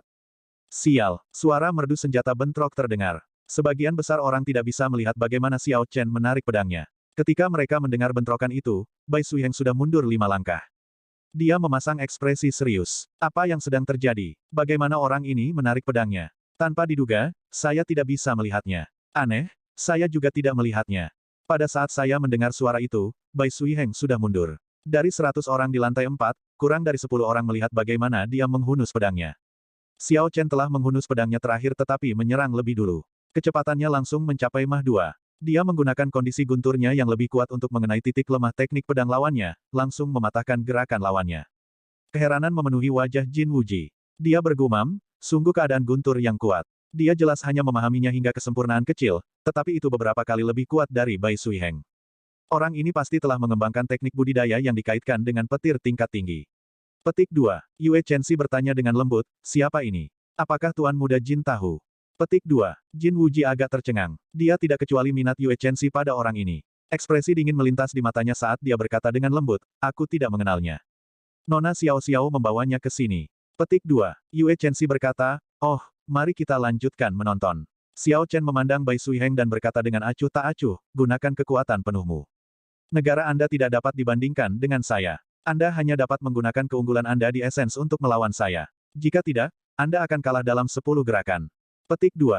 Ketika orang lain mendengar Xiao Chen mengucapkan kata-kata yang mengejutkan dengan cara yang begitu tenang, mereka merasa terguncang. Ketika Xiao Chen mengatakan ini, rasanya tidak pantas. Nada suaranya sangat alami seperti dia menyatakan fakta yang tidak penting. Hanya berdasarkan kepercayaan diri Xiao Chen, orang-orang ini sudah yakin bahwa dia bukanlah seorang martial saint kelas superior biasa.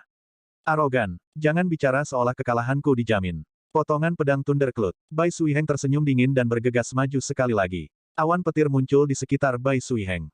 Listrik tanpa batas berkedip-kedip di awan, retak. Listrik di awan mengelilinginya. Saat awan petir bergejolak, auranya naik tanpa henti seperti pedang berharga yang diasah, menunggu untuk ditarik. Ketika orang banyak merasakan kekuatan pedang ini, kepercayaan mereka pada Bai Suiheng meningkat. Tidak peduli seberapa kuat kondisinya, seorang martial saint kelas superior tidak bisa menghindari pedang ini. Mencacah, cahaya pedang menyala, dan Bai Suiheng muncul dari awan petir, bergerak seperti sambaran petir. Sial, ada lagi dentang senjata yang merdu. Sebagian besar penonton masih tidak melihat Xiao Chen bergerak. Pada saat mereka mendengar suara itu, Bai Suiheng sudah terbang mundur. Ini adalah perasaan yang sangat aneh. Itu jelas terjadi tepat di depan mereka, tetapi mereka hanya melihat itu terjadi setelah mereka mendengar suaranya. Jin Wuji bergumam, kebanyakan orang hanya bisa mencapai Mach 2 setelah berakselerasi perlahan.